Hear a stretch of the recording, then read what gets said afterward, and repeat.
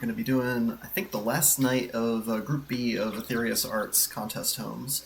And if I make it to the end, which I think I probably will make it just to the end, if there's time after, we can go on to the next group. Do some Group A. Wait, do I actually have the Group A list? I might need to ping Futerka for the actual Group A list.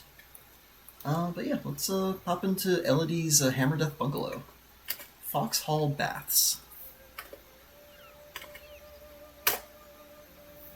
Let's see. Except for Orsinium and Fargrave, something very important to medieval life is missing across all Tamriel, even places like Wayrest and Evermore. Where are all the baths? Bathhouses are vital to places of any size for cleanliness and socialization for all classes. Foxhall has provided an elegant bathing experience for the people of Stormhaven. Aw. Alright. Let me take off my Steed's Blessing. That's gonna become a thing as always. Go. Now we can pan with impunity.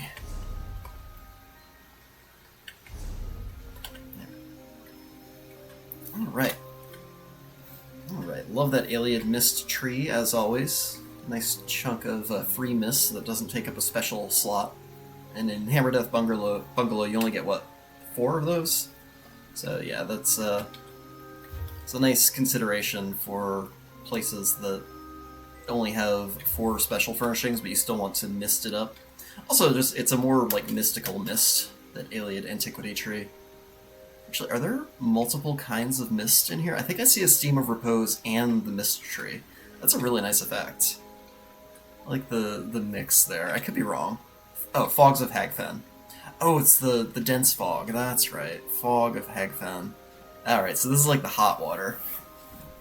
That's cool. So even though the fog is a more like static mist, like it's not as animated as the mists of Hagfen, it does seem to have a little bit of animation to it, and when it's stacked with the mist tree, that makes a really nice effect, like it's hot water. Hey, Rose, welcome in. Busy, guild fundraiser night, but you're lurking. Yeah, as always, these, I'm so sorry, Ula. Yeah, really been thinking about starting my Saturday streams earlier. It's definitely not feasible for me to start my weekday streams any earlier, but I'm thinking maybe I can just have, like, you know, an early, maybe start at 6 my time. Let's get some EU people in a little earlier so they can go to bed at a reasonable hour. So yeah, don't stay up on my account, Ula. The VODs will be there. But yeah, we are right now on PCNA in Elodie's Hammer Death Bungalow. So we see a complete Necrom reskin of Hammer Death. Got the Fire Song Springs for this lovely bathhouse. And then we have this nice little, I'm assuming Eleanor fountain there. I recognize the spout. And I like, are these sittable? They are. Look at that. I love that. The fact that you can stick benches in the Fire Song Springs, and even, I think, the Sky Spirits pool as well, and actually just be able to sit in the bathhouse, that is a lovely little touch. I hope more judges catch that, the fact that you can actually sit on these benches. I feel like I'm overdressed. Let's pop into my swimwear. There we go, my nice little booty swim trunks. I got the Passion Dancer Blossom, because that nice little aura to it. It's like a floating incense burner, or like potpourri or something. Got that lovely star up there. This thing is cool. I especially like that you can stack multiple and just change the angle on one to have, you know, spikier stars or even flowers if you get enough of them. That's cute too, this little fireplace down here. Really nice, generating lots of steam with that fireplace. Got the sensor, got all your lotions and potions. Got the Nuka-Cola Quantum, like this little corner shelf made up of 2 of these Alinor, what do you call them? Alinor table, decorative marble. I really thought that would have been called like a sideboard or a console or something. Nope, just Alinor table. It's really nice though. Nice mix of candles, lots of towels, hella towels in here. Very, very appropriate for the bathhouse. Got a little bit of refreshment, gotta stay hydrated in here. All of these Colovian glass, these red glass cups that kind of look like solo cups. Steam, like the, yep. Yeah, have a good sleep, Ula. Thanks for popping in to say hi, at least. Alright, got the lions. These nice chunky Daggerfall lion faces. They're really cute. I know they're just like a basic, rough, like, base game piece, but they did a good job with that lion face. I really like it. And we got these alien stills you get from the achievement vendor. These are just beautiful pieces of glass. Because sometimes you want glass, but not like stained glass, and not like one that makes a projection. So I really enjoy these alien pieces. And they're surprisingly cheap. They're like, what, 20,000 gold, I think? So really, really not bad. And they cover a lot of window area. That's a little baths. Maybe you have a soak in here and then you rinse off in these little mini bathtubs. Got that mystical music box playing. I like that it's elevated, so like you really have to try to turn it off.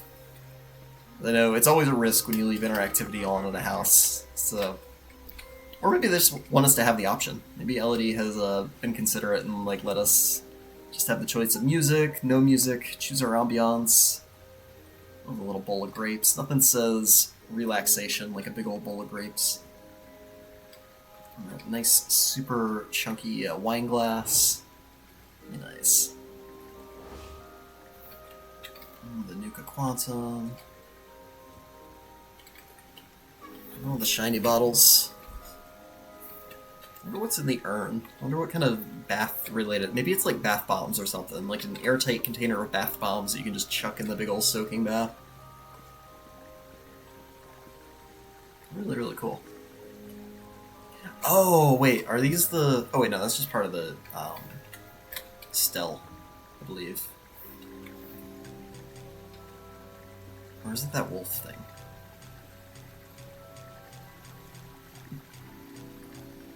Or is it just part of the window? I'm not actually sure what the little sticky outy bit there is. No. Yeah, beautiful house.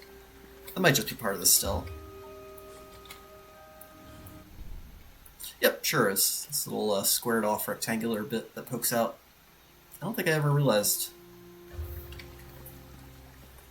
Really nice. Love the Necron ceiling, mosaic ceiling up above. Catches all that nice blue light. Yeah, very nicely done. Like how they, this door is notoriously hard to reskin, and it honestly kind of goes with the floor and with the, like all the little hints that this is still in Hammer Death itself. Very nicely done, Elodie. Next, we have Fernrose 77, Lynchall Grand Manor, Wolfhead Tavern.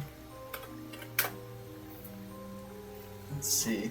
Medieval feudal Irish town beer festival with a pub at its center. And see if you can join the monkey in the fun.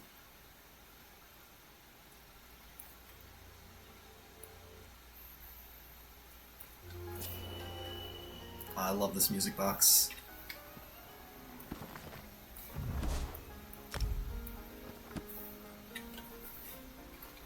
As soon as I got this music box, I was like, I must have it for my carnival. Alright, total re-skinned entryway. Aside from the door and I think the ceiling is part of it, right? Yeah, the ceiling is still part of Lynchall. But yeah, these Colovian walls and the Solitude archway. Just giving a more grand... Oh, wow. So this structure is all custom. I thought we were in Antiquarian for a second, seeing the shape of that roof. But yeah, this is Lynchall, and it has been thoroughly reskinned. Wow. That's really cool how they have all the Colovian windows, Colovian archways. Is there something in here? Nope. Just a little facade here, a little mage's guild, or mage shop. It's mage and fighters. I like that. You got some more mystical trophy heads over here for the Mages Guild, and then you've got like the more just mundane like swords and raid bosses and whatnot over by the Fighters Guild. You got a cute little stable with a nice little watering trough, sawdust. I need to get some sawdust for my stables. Hey, Salvus, welcome in. You need to rush more dungeons and gank more noobs. Knew this was Lynchall before. Yeah.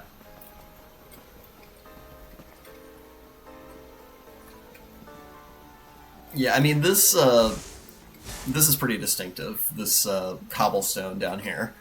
But if you're just walking in, like, that is the only real hint of Lynch Hall. Yeah,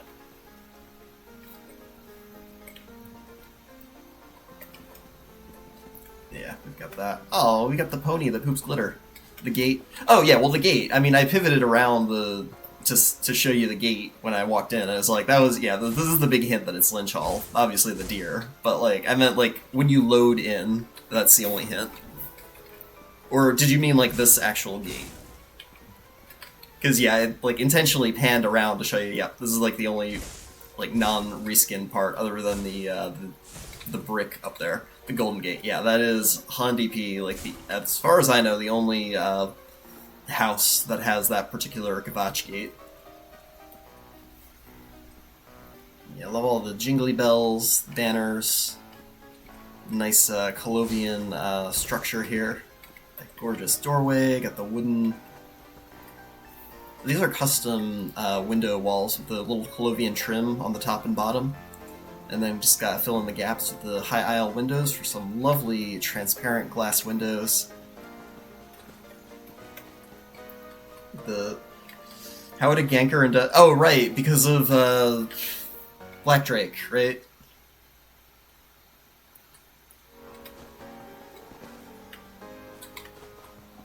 You talk about rushing Black Drake over and over?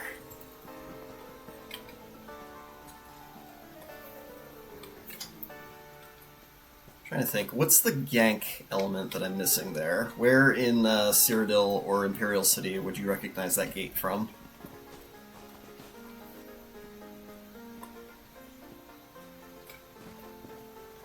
Got the lovely little window box coming out of the window. The classic meta trick of hiding one of those salvaged plates behind the window, I believe. Where's that? Is that just the Colovian? Oh, never mind. It just kind of matches. Got a little bit of high aisle structure here. I like that with the plaster on the bottom and the brick on the top. We got the reclaimed wood pergola. That is a lovely pergola for making like a whole roof on your implied facade. That really just ties it all together. That new, newish reclaimed wood pergola as the whole roof, and then stick a chimney on there. We've been building. Oh wow! I only just noticed Mr. Cal up there. The nice green Irish flames, I'm guessing.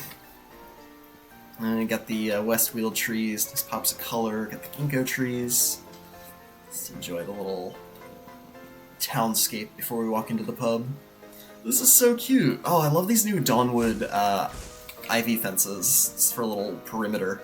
Dawnwood fence long. That gives you a huge amount of like greenery just all around the edges.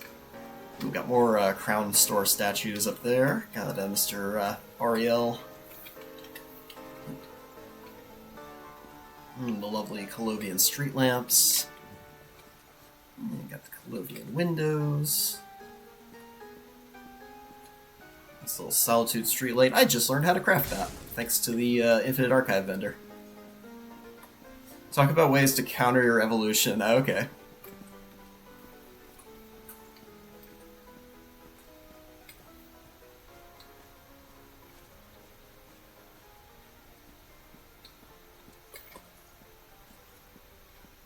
Nice bit of Leowin kind of blocking off the main Lynch Hall, and even then, really reskinning every visible bit of the manor itself. That is wild. You'd have to like parkour up to even see any hint of it, and even then, I'm not even sure you could. Wow. Yep, got a custom roof on there, got more Leowin walls, got all the Leowin and high aisle turrets, and Mr. Ascendant Lord just kind of saying, nope, not this way. He's got some flowers around him too. Yeah, this is thoroughly medieval. And then you got Mr. Jorn walking around. Got the added Solitude bits that actually mesh decently with the... Oh wait, no, that's not even Solitude. That's just straight up Lynch Hall. Oh, the Lynch Hall stuff really looks like the Solitude in a couple places. That's cool. Yeah. As you might tell, I don't own this house. So sometimes like looking at the floor and being like, oh, hey, I recognize that as like almost Solitude platform. Well, that's a cute little thatch roof cottage.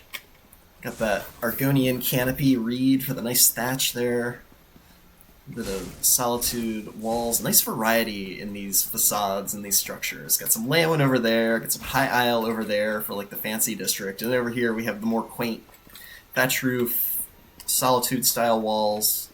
You know, the big old Bendu Olo with the haunted ghost ship. Ooh, he's really catching the light there. That looks cool. And we got these lovely, vibrant Westweald trees. Man, some of these buildings like really are reminiscent of buildings you would find in the game too. I like this mix of the reclaimed wood and the Colovian wall. We got a little smithery here with all the appropriate weapons hanging. Oh, that's neat. Take that winter, what is it? Winter Festival hearth and stick it sideways for a forge. The bellows on there. Got the nice dark elf bed of coals up in the hearth. It's like multi-layered forge thing going. So the bellows are actually blowing on the fire instead of the coals. We got some ore ready to melt. Little axe in the table. Nice rustic furnishing, or nice rustic table here. And Lucilla looks very appropriately armed, like she's testing the wares. Beautiful Colovian windows. Doubt how this is. Honestly, I have no idea. Like, I've seen him work a couple ways, and I think you could probably make an argument that you could heat up the fire underneath that would then like heat up the coals up there. I'm not really sure. I will say it's kind of a tricky parkour business to get close enough to the coals to forge things, but I'm sure Lucilla has it figured out, or Jorn, whoever the attendant smith is. You know, I got the barking banker. Wait, can I pet you? Yes! Oh, I should have bought this. You contemplate if scritches will result in better service from this very good bank. Oh, they went all out on that thing. I should have got him. Maybe someday they'll give us a cat that we can pet. I'm assuming Fezes would not take that as a compliment. Okay, we got this nice mix of fountains here. The Kine Fountain, the Leyawen Fountain, and the Fountain Pool. What a barrel of sand. For what? I feel like there's a... Hey, Apollonia, welcome in! What are you doing tonight? For a forge. Oh yeah, that is a thing that we would need, right? I bet there's a way to do that. There's got to be like some small chunk of sand that we could fit in a, one of the open barrels. Like maybe just a pebble. There's got to be like some small sandy pebble that would encompass like the Solitude Rain barrel, so you could stick the swords in after that for all your quenching. Not quenching, whatever the term is for like sticking the metal in the sand. Well, the Dunmer Ash Gardens might be small. Maybe. Or the Elsewhere one, maybe. Like, maybe the small Elsewhere sand ring plus like the wine stomping tub. I know it's a little big, but who knows? We seem to be getting more round pieces. Oh man, I just adore this structure. Like this one specifically, the High Isle one, the like row homes, looks really cohesive. And all these nice Colovian windows, got the High Isle brick above, got the plaster and the beams down below. And this Colovian structure here, the pub right in the center of it all. We've got these Debella's Tears flowers as hedges. They actually work really nicely as hedges in a way I did not expect them to. Because they are objectively very flat, which can be useful, but I didn't really think if you angled them like that. Cozy Caster, welcome in! Oh, that emote's adorable. Just want to wave to it. Love the pergola, or the covered patio with the Colovian wood bits. These Colovian structures, I just cannot get over how good they are for, like, everything. Just making custom wood structures has never been easier. We got the Colovian wall, with, again, like the Mages Guild, the Fighters Guild. It really feels like a whole town out here. And they've even, like, a very appropriately medieval castle town in not that many slots for the for the exterior. Like some really efficient window and roof choices that just get you so much bang for your buck in terms of slots. Oh, this is just gorgeous. I love all the new Jester things, the banners, and the happy, the green, because they said it was an Irish pub. So you get the Lewin banner there, you got the that Grotwood one that not only is it green and gold, but it's got that little the tavern sign. This is Lynch Hall Manor by Fernrose77, titled Wolfhead Tavern. Streets would have more mud and more rats, yeah. I mean, we only have so many NPC slots. You can't get a ton of rats. Wouldn't that be cool, though, to get, like, you know how we have the Scarecrow? It would be cool to get, like, just a swarm of rats as an ambient effect. Just love how this thing poops glitter. It's, like, not even, like, emanating glitter consistently from its whole body. It is actually pooping glitter when it moves. You got this. I like the storefront, so, and the slide, of course. If only I could get in the building and go out the gable so I could slide just a little bit. I aim out that poops floating eyeballs? Yeah. Rats on a rope, someone make a plague build? That'd be fun.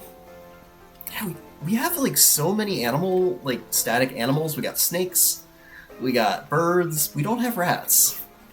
It only just hit me. We don't have a single rat that isn't like just a pet. Nice rustic Breton tables and benches out here. Lovely planters. Got all these lovely new Jubilee and Jester pieces coming together.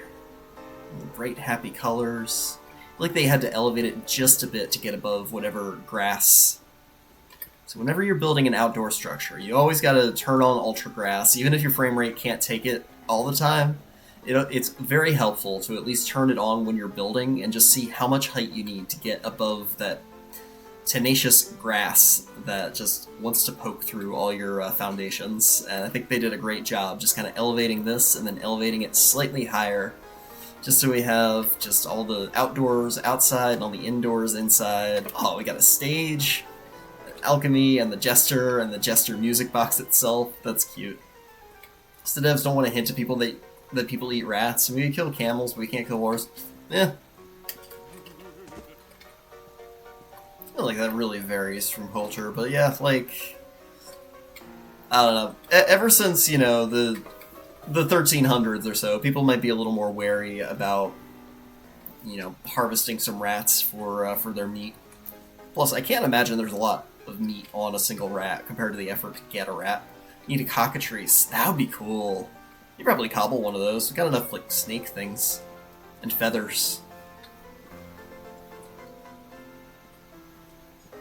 Beautiful, beautiful mix of Breton and Colobian stuff in here. I love the bar. We have so much glassware now. I love just how many unique pieces of shiny glass bottles with labels, various shapes and sizes. Got the Elsewhere thing that's cobbled into the hutch. Love that you can do that with the Elsewhere wine rack. It's very seamless. Oh, we got a Xander tendon bar. Just a large poultry roast with a pig's head. We have a good pig's head now, at least, and we have a nice chicken, like a roast chicken. By the way, someone really needs to make a Castlevania build and like include just random broken chunks of wall with chickens inside. Jester Pig has the board, and the Reekling ones are too. Yeah, you can kind of work around it, at least a little bit. It would just have to be a very chunky pig, or its head just angled up a little bit. Or maybe you could just add you could say the board is like a piece of added like garnish or something, I don't know. Maybe you could cover it in like a wreath or something that would be like herby. And the Reekling ones are a little too white. Yeah, oh, I forgot about that one. They are very white, but yeah, it's definitely more boar than pig. Yellow light, the paler ones. Yeah, I mean, I don't know, white pigs exist, I'm sure. Follow the monkey. Get the little hutch, little Breton curio with the various statuettes. And the interactive music. Alright, but we can't play it because limited visitor. I love how open this feels like Candlehearth Hall in Skyrim a little bit. A little reading nook. Have a little rock and sit by the fire. Get the wolf's head. Lots of consistent wolf's head motifs in Wolf's Head Tavern. I like that. Just as many like neutral, not monster heads, like actual like animal heads that you would expect to see. You got Miss Piggy. You got Mr. Piggy. True art of cockatrice is to make both parts of the roast the same. Oh, I thought you were talking about something else. I didn't realize this was a meal. I thought you were talking about cobbling like the mythological creature, a cockatrice. Okay, this is all making a lot more sense now. Both parts of the roast the same color. In the medieval, they used gold leaf for basting sauce with a ton of saffron or curcuma. Interesting. I had no idea. You got big old barrels. Got those nice big Colovian barrels. And the estate kegs with the secret passages. An upstairs bar. Again, really nice how you can just take that Elsewhere wine rack and just cobble it straight up into other hutches like that. You got the glowy cake slice. Yeah, a little game in progress. That's cute how they stuck the tribute decks just kind of connected to the table, like it's all one unit. Nice, have yourself a little game. Love just the big old windows looking out over those trees. But lots of light in here. It all just feels so open and airy and festive. Really, really cute. Also just makes me want to parkour. Just kind of dance on the tables. Max Miller did one on his YouTube. Oh, nice. Well, that's cool. Lots of variety of kegs and bottles. Like how the smaller Breton carpet fits on the clockwork stairwell. Alright, we gotta go monkey and hang out with the other monkey. I don't like how the game will make you walk towards it and then give up if you're not close enough. Where's the monkey? Where's my monkey buddy? Oh man. Where'd you go? Love me. I only just noticed that my my Beacon of Oblivion set actually keeps its particles when I go monkey. Now I'm gonna have to play with that with all the class sets. Where'd you go? I hear the monkey. I don't see the monkey. I'll have to check where the monkey goes. But yeah, I really like how the Beacon of Oblivion particles just kind of follow my monkey around.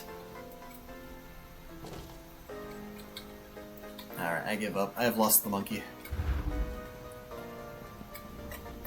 Yeah, nice little implied kitchen back there. Storeroom back there.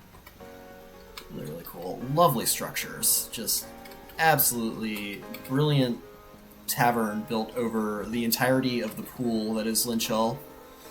You got just a whole town around the perimeter of Lynch Hall. This is a great house to do this in. How it's got that nice big courtyard that's essentially just walls, like wall-to-wall walls, and just wall off the actual manor part of it, and just stick everything behind your line of sight to build up a whole custom castle that matches the rest of the town. Just really, really nice. To get a little apiary here.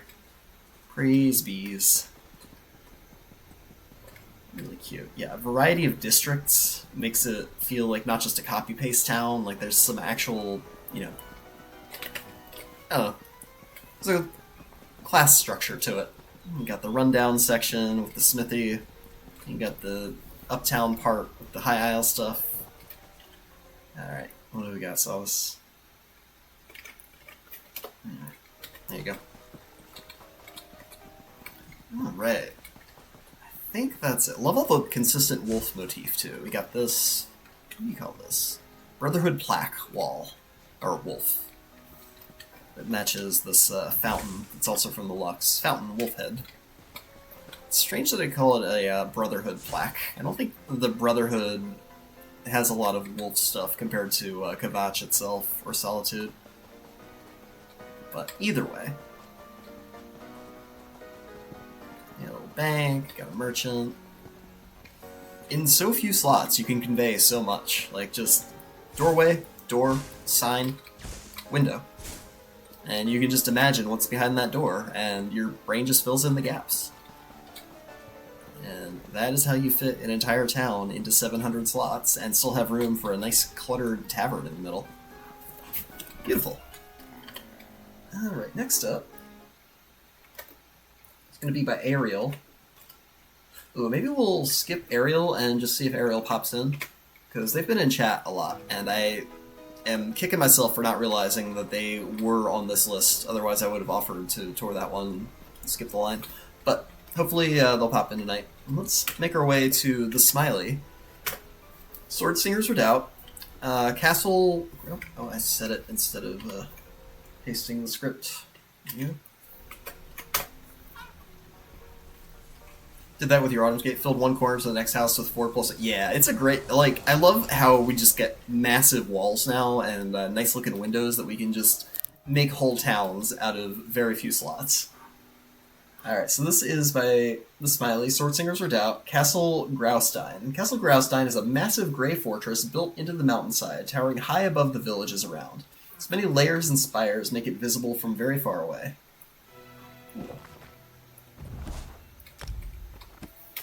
Ooh. Oh wow, that is massive! Holy crap! Oh, that is a fortress. Look at that. Oh wow, that is... all the way around. Panoramic castle fortress. Right, Zen? Welcome in, Zen. Yeah, this is by the Smiley, who always goes huge with structures, I'm finding. Like, I'm recalling the New Vegas build and the Apocalypse build. Like, this is the Smiley's niche right here. And, oh, everyone just gets better. Love that. Oh, man. What are those stairs? Leyland platform. Oh, there's a Leyland platform. They look so different when they're upside down. That is so... Not a trace of the structure of Sword Singers remains. Like, even the gate as you come in with the camels and stuff has been blocked off by the Cold Harbor boulders. Got a nice little graded portcullis. Right? Yeah, absolutely. Just making great use of the line of sight. Like, you can pan up and down and all around, and it just see these super high walls. Got the Mage Tower up there, I'm assuming. Which, I see the glass orb, I see the vortex. I don't know what the blue in the middle is. Probably something Iliad. Yeah, and the shape is really cool, too. Like, just the way it kind of curves around. It's not a big box. Love the towers up there. I've got multiple Mage Towers. Got just a whole greenhouse up for that little penthouse, maybe. The matching stable for a gable stable. We got the all the high aisle tile roofs, high aisle turrets. You can even go down a little bit. Oh wow, they picked a great house to be able to go up and down and take advantage of, like, starting in the middle right when you come in. A nice mossy boulders over here. Oh, look at the brick on that one. That is cool. Alright, what is the white? Alinor's Stairway. Oh, right, that is the stairway. I completely forgot. The bricks on those stick out a little bit. So you could do a cool corner thing with the bricks. Man, those really stick out more than I thought they did. That you can just kind of set that elsewhere platform for the brick and have it behind the chunky bricks of the Alinor one. You've got the Colovian windows. Just that little bit of the Colovian wall, like, clipped through the bricks for the beams. Nice little Leowin awning there. Beautiful gold potted plant. This immediately feels like a ton more than 700 slots. I know it's not. I know there are some efficient structure things being done here. I know there are probably some line of sight tricks. If you guys haven't seen the Smiley's Doomchar Plateau, that is just a wonderful example of how you can get a lot of bang for your buck by just, like, playing with line of sight. It's kind of restricting the perspectives in any one given area, so you can still just kind of pan and imagine that there's a lot more structure than there actually is behind the things that are blocking your view. But of course, the turrets and the big, the chunky walls also help a lot with that. Especially those Leowen walls. They get you a lot of wall per wall. What? The only thing I'm not sure of, and I don't know if I can even tab to it, is what that stone tech... I think those are the Colovian garden walls that are reskinning the... Maybe that is just the Leowen stairway. The Leowen stairways do that.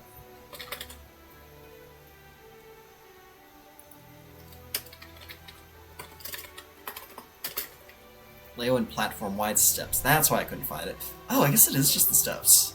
Yeah, it's got that matching like cobbled wall effect. Nice. So yeah, you just flip one of those over, and not only do you have a structure that kind of goes out, like pops out of the wall, but you even have the brick that matches the actual on the archways there for the parapets. You've got your choice between the windowed one and the non-windowed one. Yeah, very, very cool. Even up there, all the way at the top of that tower, I see a Colovian window and I see an upside-down archway, just to give it a little more points of interest. And the fact that it is, an arch means that you can turn, just a straight edge on the top there into a little jagged castle parapet. You got the nice tall columns up there. I don't even know if I'm really indicating what I'm looking at right now, because there's just so much to see in here. Yeah, all the way off in the distance, that tower is very well done. And I have to imagine that even though it looks like a full-on square, that the Smiley has saved us a bunch of slots, well, saved himself a bunch of slots, by only making the two visible walls be the only walls in existence, because you don't really need the rest of it. There's just so much being squeezed out of these structures to give us room for more structure. We got a little closed door here. I'm assuming. I shouldn't assume. I really should actually try a door before I assume, like, oh yeah, this is blocking off our line of sight in just the right way to be able to see just what needs to be seen. Yeah, go big, go over the top. That is a Smiley build for sure. And you got Ferrari just kind of lurking on the rooftops. I like the character too. The NPC pathing gives it so much character. You got Ferrari sneaking around. You got Colleen just getting her bearings up there. Using the Cold Harbor boulders again to imply even more distance, just to have a nice dark tunnel off that way. Got a gate over that way. Got the... I have to remember, those Alinor stables, I really need to stock up on some of those, and they make just such wonderful little gabled dormer windows on some of your bigger structures.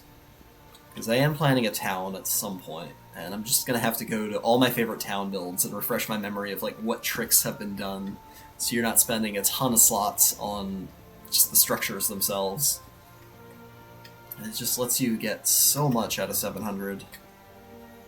I also really like this mossy boulder reskin of some of the sandier bits of Swordslinger. Like, it's so easy to forget you're in Swordslinger's Redoubt. There is so little evidence besides like the actual mountain over that way that we're even in Swordslingers. It's such a thorough transformation here. Oh, that is wonderful. Love the NPC path. You got Mizik, you got Fedra, lost as always. Very envious of Captain Colleen, because those last two fragments refuse to drop still for me. Got a nice little Alinor street lamp down here. Holy crap, this is already way more than I expected. Nice, I'm assuming that's a free painting behind the high aisle window. Yep, that's one pit. Nice, kind of burlap curtains, blinds, whatever. A literal red light district down here. A happy little tavern. Got Maik. There you go, nice well. Everything just feels so fitting. Even like because down here we're on the actual Swordslinger's tile. they've kind of meshed that with like the Redguard well down here and the High Isle structure work down here. And this tile feels very fitting to the rest of the structure. Got the Kunzari, again, using every last little bit of collectible slot that you can make sense in, once you're out of your 700. So these Kunzari tablets you get from the Elsewhere quests make wonderful little like plaques for the outside of your buildings. You can use them in like museums for like a descriptive thing. Another Kunzari tablet there. Really cool. Again, lovely use of the collectibles. The Tales of Tribute decks. It's for this little store, maybe? Ooh. Yeah, got a mix of the storage coffers, some statuettes, and then some shiny real slots. And the busts, of course. Yeah, great use of the collectibles in here. We come up to this little... Oh, wow. I was not expecting a third story. Yeah, got some nice pre-cluttered crates, baskets, coffers. Got Lady Garrick's shield over there on the barrel rack. Beautiful. You can even see through this window off to the rest of the town. Wow. So many different lines of sight have been considered, and yet I'm sure every slot has been used to its max efficiency here. It is so inspiring. Oh, you got the floaty bed. Right, Zen? Yeah, this is crazy. You got a cute little floaty bed there. Got the How to Scribe. Very nice. So impressive. As soon as you walk in, it's just like, boom, structure, medieval, fortress. There's just so much to explore, too. Like, I wasn't expecting to be able to get lost in these streets, because it already looked like... As soon as I walked in, I was like, okay, I think I've seen all 700 slots just from this angle. But no, there are, like, multiple paths that you can explore and take in the sights. Biradar there, and more implied space that keeps going. Kind of wraps around... Oh, they got a little culvert, like you see in the Imperial City all the time. Serene walking on the roofs. Got Gilly Dilly. Lots of really well done NPC pathing just to give this sense of like vibrancy and bustlingness to the town. Oh, super well done, Smiley. I love this. Just the way this river kind of courses through. Even like filling in this little seam here with a couple of undaunted busts with the pillars just to support this this Leowin thing a little bit more. And these are the tricks. I've also come to really appreciate this like scraggly little juniper cluster. It's like we have lots of clustered grass and we have lots of clustered flowers, but these little cluster shrubs I just really enjoy just scattering around as a unique size thing. Wow. Alright, I think that's everything here. I could definitely parkour a little bit, but I will restrain. At least for now. Might come back and parkour a little more. And you got a little bit of flower there. Like, clustered flowers go such a long way. One slot turns this kind of bare, mossy terrain into an actual, like, kind of overgrown little pathway. Kind of like a park or something. And that structure, too, is really nicely done. That gable, with the high aisle tile. I keep saying wow, because that's all I can really say. It's just like, holy crap. We got Mr. Ascended Lord all the way at the tippy top there. It's kind of looming. It's been a recurring theme in this contest. Nothing says medieval fantasy like a big knight with a big old sword just kind of looming on top of a castle. Lovely ramp. Nice mix of doors and windows, walls. Again, the scrubby little juniper clusters. I really like them. This ladder feels so climbable. Like, I know it's not, but it just feels like it's right there for us to keep going in that direction and see what Serene and Ferrari are. Wow, Serene really gets around in here. I just saw her on the, like, complete other side of the build. She's just pacing around all the rooftops. That's cool. Because there's so many rooftops to look at, and you've got NPCs patrolling the streets, but Serene, being a little Alfique, is just wandering the rooftops. Alright. You got Mirasso patrolling the upper terrace of the castle itself. Just come in here. We are locked out. We are not invited guests of the Lord of Castle Graustein. So yeah, that is a hell of a castle. Just this makes me want to like show it to Zos and be like, "Hey, can you do this?" Because I think the Smiley has made a fortress that you guys can only dream of constructing. Like even just the Necrom exterior, just completely redoing the Redguard one and making it blend in a way that's like seamless, but also a lot more efficient than keeping going with the Leyawiin ones. And the Colovian windows really fit nicely into those Leyawiin walls, or the Necrom walls too, in a way I was not expecting. Yeah, very, very nicely done, the Smiley. Yeah, I will be sure to poke around in here more thoroughly when I'm judging, but yeah, that is massive. Oh, I love when Mizik picks up the cat. Just the big-eared ginger kitten. We got some back windows there. Like, it's all just so thoroughly considered. Like, what angles people are going to see this castle from. Just enough tree, just enough water. Alright. Wow, we are moving right along. It's not even 8, and I'm almost done with this group of entries. Shoot. Alright, next is going to be Ananir, Fogbreak Lighthouse.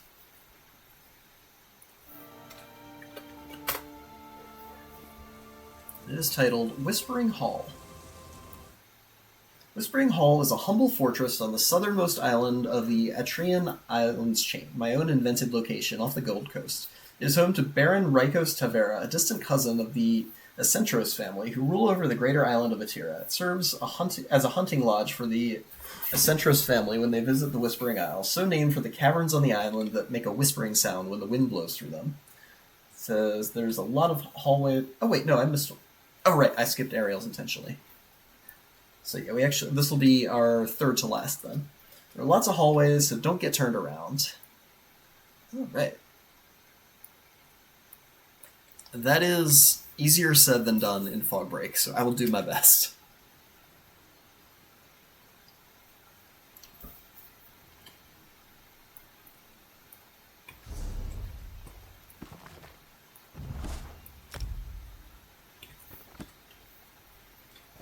Okay. I'm already turned around. I was like, wait, Fogbreak or the actual lighthouse is that way, right? Yep. So yeah, immediately I load in and I'm turned around. Love the portcullis to keep us from going that way and just building an entirely custom structure out on the water. Oh wow. Hey Charlio, welcome in. This is going great. We are on our third to last entry in Group B of the Medieval Fantasy Contest put on by Aetherius Art. And right now we are in Ananir's Fogbreak Lighthouse. And I was expecting the standard castle rock over there to be the site of this castle, but no, this is a fully custom castle out on the water. Got that nice windmill out there, got the walls just keeping us corralled into this little bay area. Like the Deadlands portcullis with the Colovian archway there. Got some nice little trees that feel appropriately beachy. It's not like super tall trees out on the beach. Got a boat in progress, got a nice little custom dock with these high aisle platforms, and this dock doesn't exist by default, right? No, oh, an upside down pergola. Oh, that's really clever. So if you want, dock posts, you don't want to commit a single slot for every post. The Reachman Pergola. Just flip this guy upside down, and you've got 8 posts in one. And now you can custom make your own little dock with the high aisle platform. I don't think I've seen a dock made like that before. I like that. We got the same thing on the other side, little 2-slot dock. Got multiple boats. Got the rowboat when you come in, and that's just part of the house, like that's the loading door. But then you've also got a matching one over there, and you've got the boat in progress. You got a little crab trap, like the little portcullis to keep us from the outside there. Really, really nicely considered how to keep us corralled in, but still show us a lot and imply even more.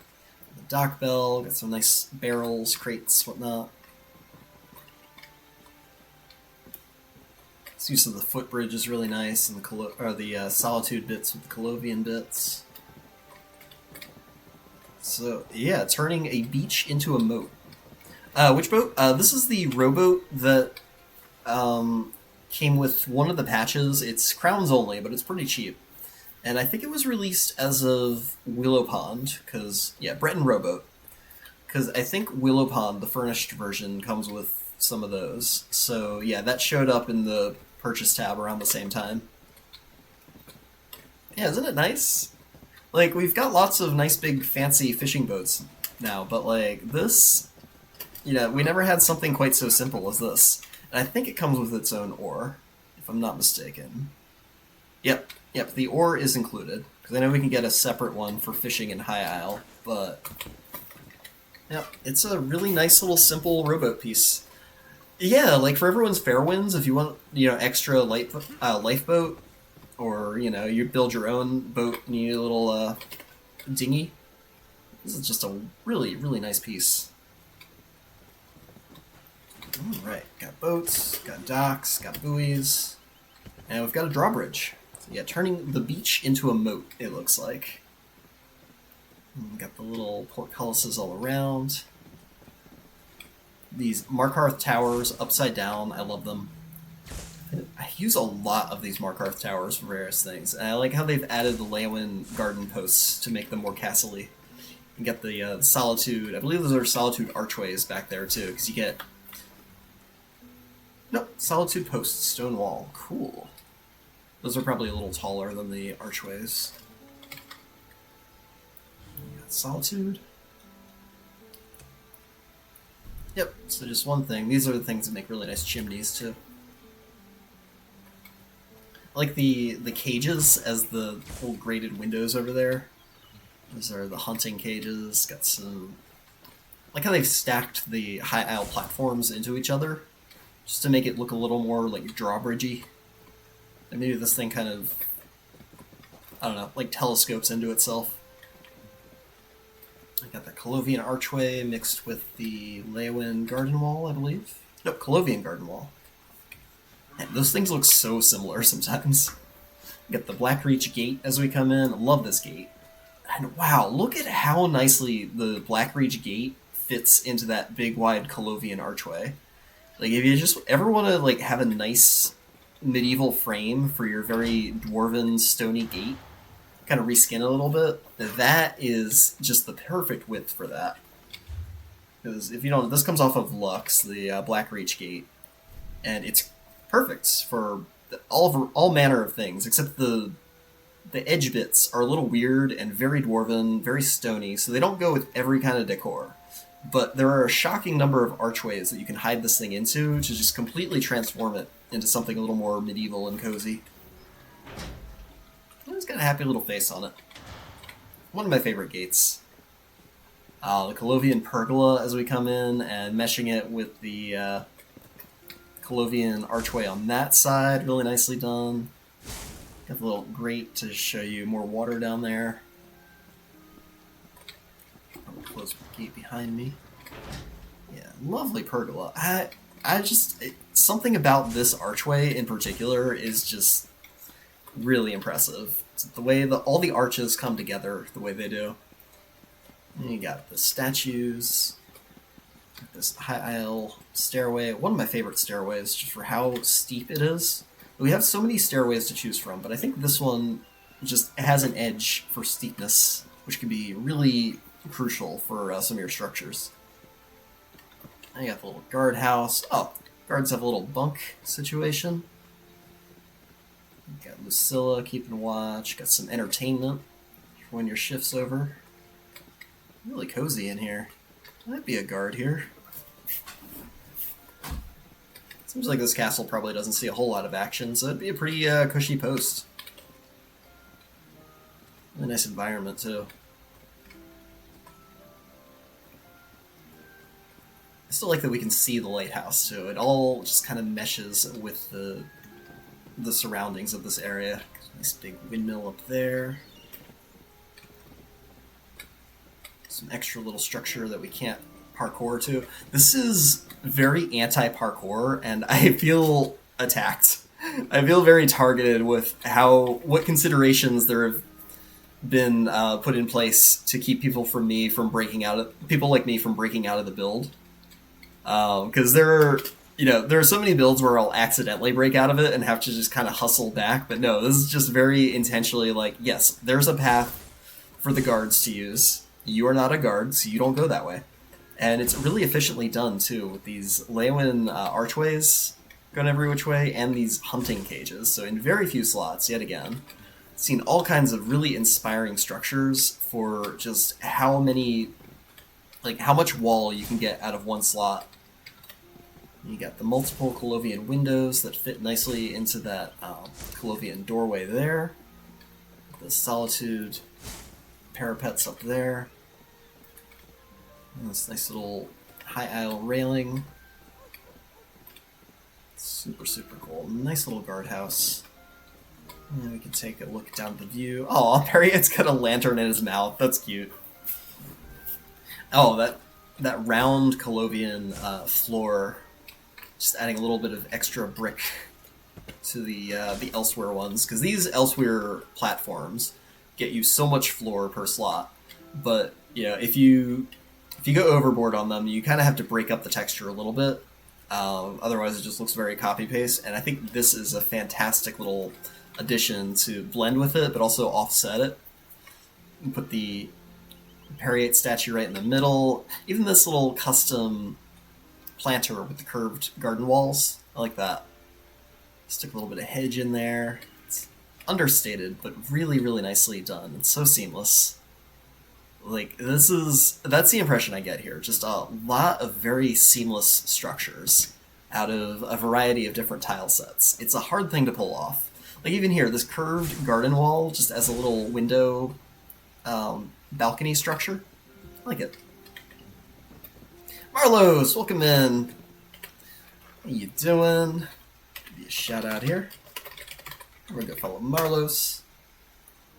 So yeah, right now we are in Anonir's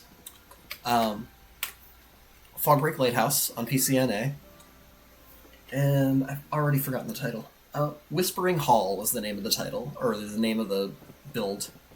So yeah, this is just a massive custom castle built not where I expected it to be in Fogbreak Lighthouse. You see the lighthouse part is over there, and we are just on the ocean. So all of it is just custom built on the ocean. We've got this, very authentic castle plaza here with a little forge. Ooh, the mausoleum as a forge. I love that. It blends in with the wall. It's got that nice little nook there. Oh, that is so freaking cool. And we've got the, curved? Yeah, the Colovian garden wall curved again. Oh, that is just a brilliant use of that mausoleum to make a forge. I don't know if I've seen that before. The stone really works with the mossy Solitude walls on either side of it. And, of course, we've got the classic Solitude rain barrel with the Craglorn sword sconces in there. It's just so iconic. This is an iconic little cobble. You either do one sconce or two, but the concept remains the same. Craglorn sword sconces, perfect for just buckets of swords or making iron thrones. But yeah, this is the perfect barrel to stick those in. Yeah, a nice little stool for your...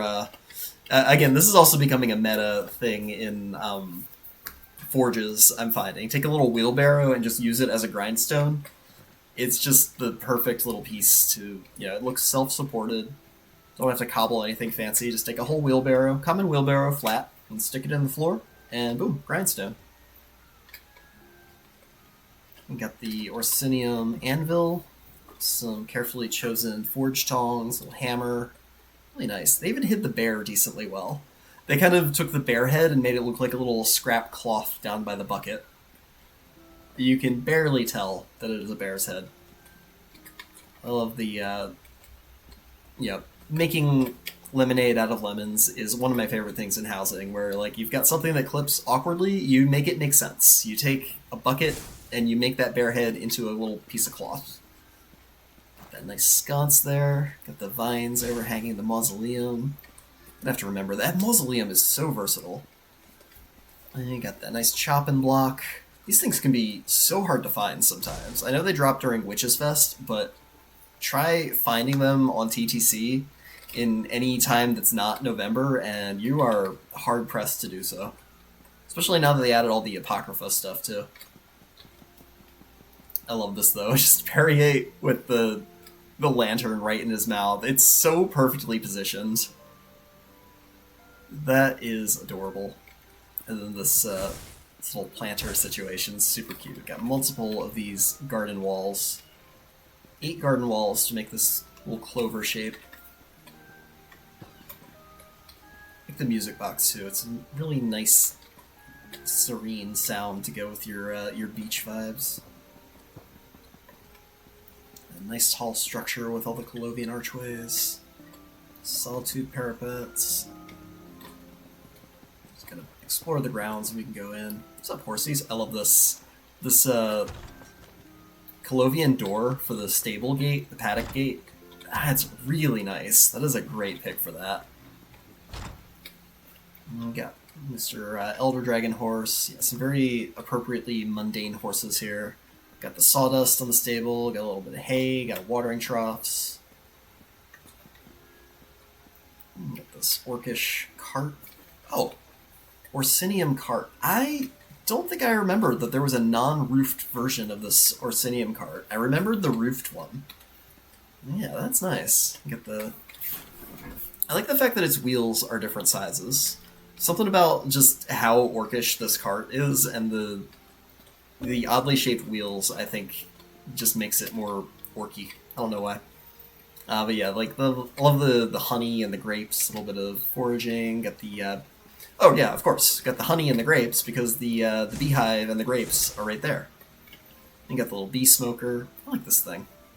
Also makes a great faucet. If you just want a really fun little bronzy faucet for your sink, this bee smoker has just a very, very cute little bronzy spout to it.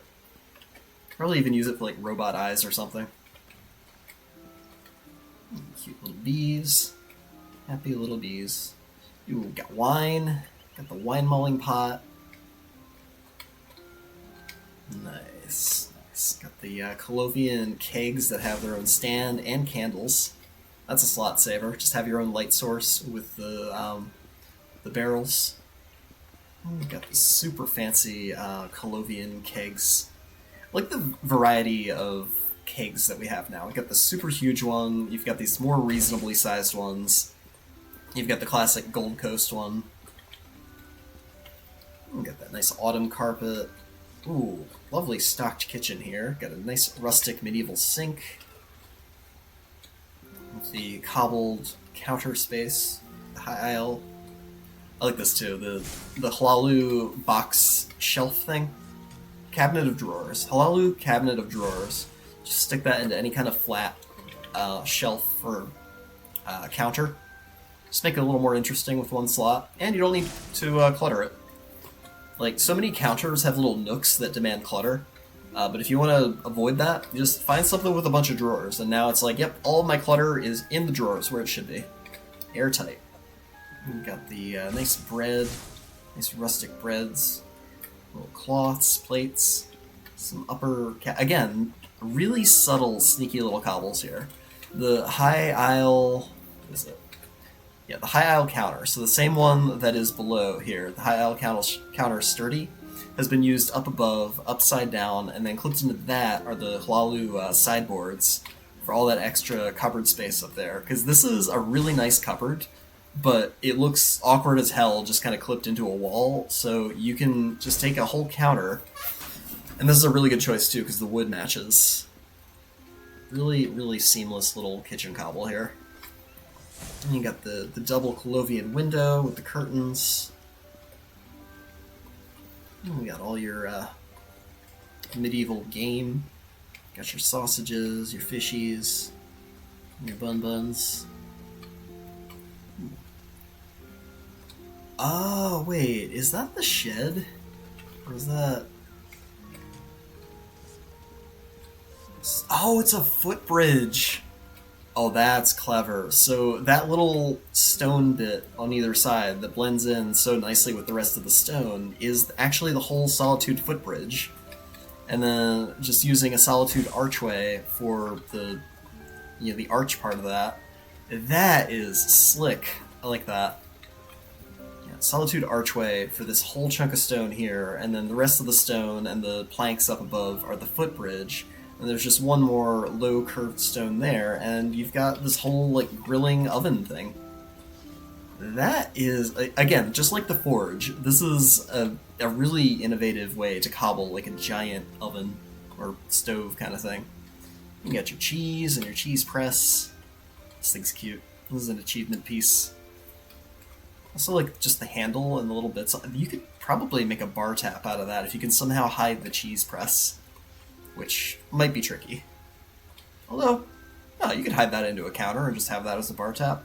Normally they're, you know, vertical, but, yeah. I can see it working. And you got all the fruit up there. Got this giant orcish shelving unit. The orcish hutch storage is probably the biggest single shelving unit in the entire game, and it cobbles nicely into a bunch of non-orcish stuff, just that generic rustic wood. You can use just the shelf part, but you can also just take this whole thing and stick it into a kitchen and have, you know, overhead storage. Fits in many a basement. Got the carpet to go through. Alright, I feel like I'm getting lost, so let me make sure I have seen everything there is to see outside, and then we'll go in that way again. Got horsies, got this other entrance here. Okay, so this is Jorn. Oh, this is the prison. Okay, so this is probably a dead end. Good. Yeah, we got stocks. We got a sad little prisoner bed. This really feels like something out of any Elder Scrolls game when you get arrested with your one lockpick. Either sleep in the bed, serve your time, or try and break out. I like that the gates are interactable too. And that grate actually fits in nicely with the Colovian archway. Like, better than I expected. Cool. You've got some bounty sheets along with the Fargrave cluttered paper. So this is how you fill up an entire bulletin board with 3 slots. You got just the stacked, cluttered Fargrave papers that you get from the home goods vendor, and then 2 bounty sheets, because they're nice and big. And now it looks like not just a bulletin board with 2 pieces on it, but like a fully bulletined up bulletin board. You got some rustic little guard cups, little guard table. You got your evidence chest. The classic, again, this all feels like right out of the actual game, or Baldur's Gate for that matter. Just this jail cell with the evidence chest right next to it. So you either take out the guard or sneak past him, get all your gear back from the chest, and you're on your way. You got this nice stony lady statue. Gorgeous. Love the wall just wrapping all around. It is so hard to corral people in Fogbreak. I think that's a takeaway I shouldn't be harping on so much, but I've seen just so many Fogbreak lighthouses that like have, you know, their build in one place, but still give you the freedom to roam around and just make sure that there's nothing else outside the build. But this just keeps us right where Ananir wants us to be. That is a hard thing to pull off in a build or in a space this open. So yeah, let us continue exploring down this way. And that'll take us upstairs, which hopefully connects to the rest of it.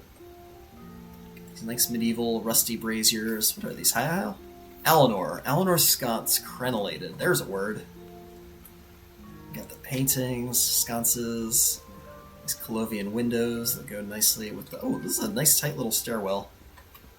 Again, love the Markarth narrow steps. We really need more steps in this like size and ideally different textures. Get some wood ones, get some metal ones. But yeah, what a nice little spiral staircase. It really feels like a castle. Especially the way they use the wraparound wall. Just make it a little less blocky, a little more turrety. Dodge roll. Alright, let's start on this floor. The nice high Colovian archways. Man, those Colovian walls, I always forget when I'm inside the structures just how tall those freaking walls are. Hey, Jakarn. Bye, Jakarn. There's a bear. Cute little bearskin rug. There's the music box we've been hearing throughout the whole build. Nice little mantle snow globe. Ooh, is this upside down? Is this an upside down hearth? Yep, Solitude fireplace, ornate. I like that. That looks really cool upside down.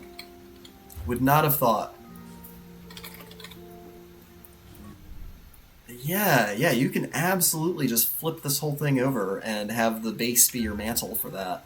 And then take this square statue base for the actual base. And now it's got like this little fancy curved bit for the bottom. And the fireplace grate fits right in. I'm honestly shocked those logs fit as well as they do. Nice serene little sitting area. Oh man, I wish Ula were here to appreciate the Doma house. So yeah, Ula, if you're seeing this VOD, yeah, I'm just gonna sit right here and nothing bad will happen as I'm just sitting below my favorite bullhead. Anyone who's played the Oblivion remaster and gotten a little bit far in the Dark Brotherhood questline, you know what I'm talking about. Got the cute little statuette in his little display case.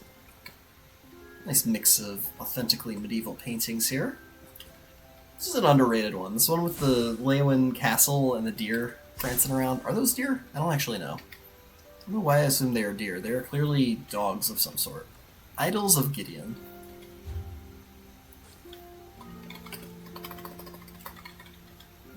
Man. I don't know why I assume those were deer. Those are so not deer. Huh. Because I have that one hanging up in my Sweeney Todd house, and I guess I never really actually took a close look at it. Beautiful, beautiful Westfield painting up there. The nice little winter hearth. Oh, hey, puppy. You are an interesting color. Where do you get a Westfield retriever? That's cute. Got the nice fancy bookshelves over here. Padded Breton chairs. On the nature of mimics. Nice little gilded urns up on their shelves. And lots of fall colors in the paintings. Beautiful structures. A nice little fancy desk with all your collected taxes. Just little free slots. Got Mr. Augur. Yeah, nice, well-chosen paintings here. The High Isle paintings on either side. Got a happy banner up there. Kind of feels like a Dark Souls-y banner. And then the garden walls around the windows just are that necessary added touch to make it not look like a glass door, but in fact like a little bay window. I like that little extra touch there. And we got, yeah, Jakarn just kind of keeping watch. Alright, so now that's how we get back to there. Close the door behind us. You got Mr. Solitude King, whose name always escapes me. Ooh, dining room? Yeah, dining room. Ooh, like that. Oh, is that the Redguard carriage? Redguard cart practical makes one of the nicest shields. If you can hide the whole cart behind a wall, those wheels just make perfect little shields. Then you got the Colovian, or the common flagpole posts for the spears. These fit really nicely into these little nooks that are created by the Colovian window with the archways. It's beautiful. So are the doors, right? Doorways. Yep, Colovian doorway, stone. Has the more interesting brick and or cobblestone and plaster look. And you got the head of the table. Got some fancy Leeuwin cupboards over here. Some brazier. I love the vines everywhere. The vines really just make it look so much more colorful than just a stark castle. It really feels like a castle out on the water. You hear the seagulls flapping around too. Oh, wait. Is this an orcish table hidden under? Oh, wow. I almost missed that. So there is one table. This, well, I think there's multiple, but this is the big one. The orcish table, grand with skins, that has like a big old fur on it.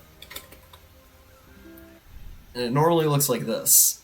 So they took the extra step of reskinning this with something a little more polished, this Leeuwin one. They took two of those Leeuwin tables, and I am honestly shocked they are the perfect height and width to accommodate the fur on either side and make it look so seamless. And even the curvy legs underneath really work with the curvy Leeuwin table legs. That is a great choice for that particular cobble. Oh man. I hope more people notice that as they're touring this. And then we've got the Colovian Vine Runner. It also really fits that table nicely. Really, really pretty. All this Colovian stuff is just constantly making me want to go back and redo the Mania section of my Shivering Isles build. So all that autumn stuff, I think, would fit so perfectly in there. Alright. That little bit of the wedding trellis for the flowers to kind of like keep the greenery of the potted plants going, like that. Alright, I think that's it for this floor. So let us close the door on Keldora, have her set up for the feast. They got the Eschater, the troll heads on the walls. Where are we going next? Man, what a cool little overlook here, too. Strutting. Yep, Majester strut. I like this. Because we've got so many openable doors throughout the structure. I like the implied door here with the portcullis, so we can't actually interact with it. Okay, we can, but with some difficulty. You really have to try to be a troll here. It's just the implication that we should not and cannot go that way. Yeah, I got the cute little still life, got the puppy paintings. Really nicely done with all these Colovian structures. Got the upside down Solitude Gate. That meshes nicely with the Colovian archway too. Yeah, really nice. Still keeps it open and airy as we get to the master bedroom with the big bed made of two beds. Jump on the big old bed. And again, the winter hearth in the mausoleum looks so nice like that. Oh man. You got all the mantle clutter way up there, got the bookshelves, got a little specimen jar, looks like, some scrimshaw. What a cool use of that mausoleum. Probably still cook on this, right? No. That one's a little more finicky than the other provisioning stations, but yeah, the stone of it goes really nicely in there. Yeah, lovely bearskin rug again. This little Redguard vanity with this cute little placemat. This Alinor placemat that I always forget exists. Alinor Table Runner. Coiled. That is barely a table runner. I feel like Zos needs more consistency in their naming structures. Oh, that is a cobble, isn't it? That's the Leeuwin... Oh yeah, the Leeuwin desk has been cobbled into the vanity. I was like, I know that vanity. There's something different about this vanity. And they've used the Leeuwin desk to re-texture the outer edges of it, make them a little more high-res, and add those extra drawers. That is a sneaky cobble right there. And you got the the Hlalu window. I said window, I meant mirror. Sometimes I lose words. Love the consistency and all the Colovian windows in the archways. And a little polished Alinor. This nice peaked elsewhere trunk. You got this Lux bush in the big old planter. Some cute little sensors, nightstands, very nice. I really like the implication that there are more rooms than we can actually get to. Because there are so many castle builds where it's like, okay, there's the master bedroom, but where's the rest of the rooms? This is a castle. So just adding a door and making that door inaccessible can go such a long way in just implying the spaciousness of your castle. I love all the drapery, too. This is beautifully done. Really nice little interior here. Beautiful exterior, beautiful grounds. What a great castle. Alright, let's close the door. You were not raised in our barn. I'm going to just take one last little sweep to make sure we have seen absolutely everything in here. That's the exit, right? Yeah, that is the exit. I try. I really do try. My only hope is that by closing all these doors, I'm not making the next person think that they're fake doors. That is the last thing I want, but I will try to be as considerate as possible when it comes to closing every door behind me. I'm getting a feel for where my reticle is, even when I can't see it, which might actually help me in PvP at some point. Because there have been so many times where, amidst the chaos and all the flashes of PvP, I have lost track of where my reticle actually is, and so I can't target people. And I'm like, okay, why is my my attack not working? And it's really just because I'm not seeing where the crosshair actually is. So hopefully all this UI off touring will help with that. I should do more UI off questing, too. Because, I mean, Overland is so easy. What are the odds you're actually going to die because you didn't see your health bar? There we go. The herb rack up there. Beautifully tiered structure here. We've got like 4 floors, all appropriately cluttered, appropriately structured, got windows, got the nice grounds. Let us see that big beautiful lighthouse up there. Wood chopping block down there. Really, really nicely done. There's so much consideration put into like every working aspect of this manor castle. Really, really cool, Ananir. Brings us to Daisy Ray, Strident Springs Domain. Daisy's home. My main character is a dark elf. Oh, I'll load in first and then read it. Yeah, this is by Daisy Ray, Strident Springs. Daisy's home. My main character is a dark elf, so I wanted to make her home like I had in Skyrim a bit, but more updated. It's magical, cozy, and colorful. All things that are her. Alright, no hidden areas, but the backyard pool area is my favorite part of the entire home. Nice. Alright, immediately starting off with a Necrom archway to kind of reskin the entryway a little bit. Got these nice retaining walls as cobblestone. I'm seeing more of these. I feel like the meta used to be just use the rough stone blocks, but people are discovering that these limestone retaining walls also work just as well as little, like, cobbled walkways. Really, really cute. Even got a little bit of a tree down there, I think. I think that tree's, yep, young mangrove tree, just to add some weeds in the cracks. I like that, some very intentional weeds down there. Hey, Fiendish, welcome in. Yeah, all the limestone stuff is just so fancy. Anytime you need just a new, like a shiny marble structure, these limestone and some of the Alinor stuff, it's great for that. Ooh, the greenhouse as a facade for the for Domus, that looks great. Or Strident Springs, rather. I always get those mixed up. The houses look so similar. By Azura, with Meridia orb in her tummy. Maybe she ate Meridia. That seems like a thing she would do. She would just give Meridia the Boethia treatment. Although I guess she's apparently on Solstice Island. She's allied with Meridia and Mephala, which is kind of weird. But, or was it Mephala? I forget. Nocturnal. There we go. That makes a little more sense. Azura and Nocturnal. I think she was at odds with Nocturnal semi-recently in ESO's plotline, so that is kind of weird. Daedric princes are strange.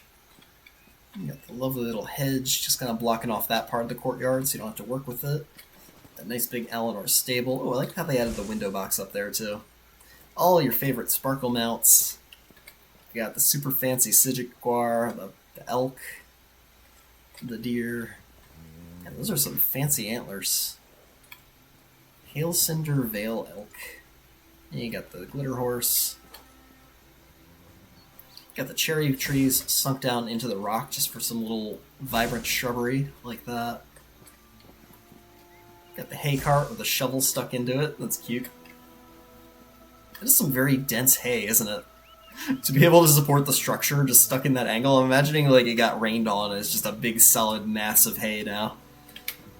We got the little hedges. Got the Hope of Rivenspire covered in vines. I've seen a lot of this. This is a very like innately medieval piece, this Hope of Rivenspire brazier. Let's check out the guard tower.